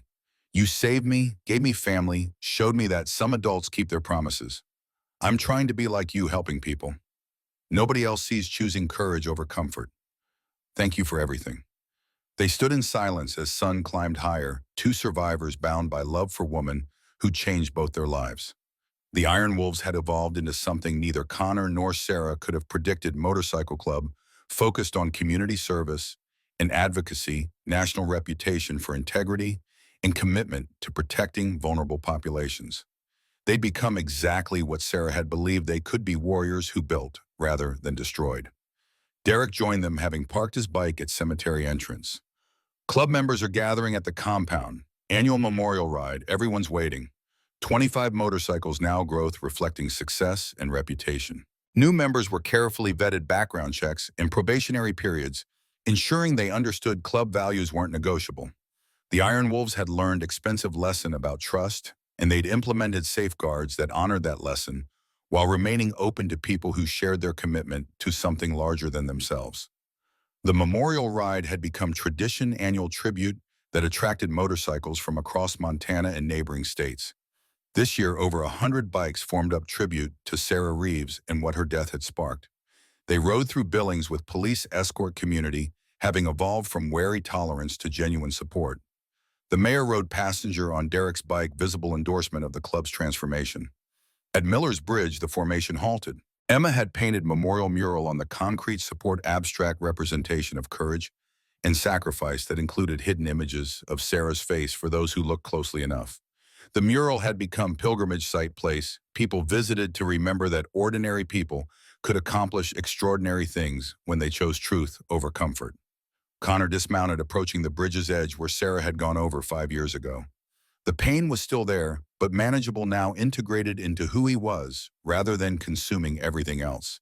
He'd learned to carry grief the way soldiers carried memories of fallen comrades, heavy burden that somehow made life more meaningful rather than less. Emma stood beside him. She'd be proud of us, of the club, of the work we're doing, of how we honored her sacrifice by choosing to be better than we were. That's what matters, right? Making our lives worthy of the sacrifices others made for us. Connor nodded, feeling truth in those words. That's exactly what matters. Sarah died because she refused to look away from corruption, refused to let evil operate unchallenged. We honor her by doing the same, by choosing courage, even when it costs us everything. As the sun set over Montana landscape, painting sky in shades, Sarah would have loved Connor. Reeves stood with Nicole and Derek Stumming, three survivors of different traumas who'd become family through crisis and choice.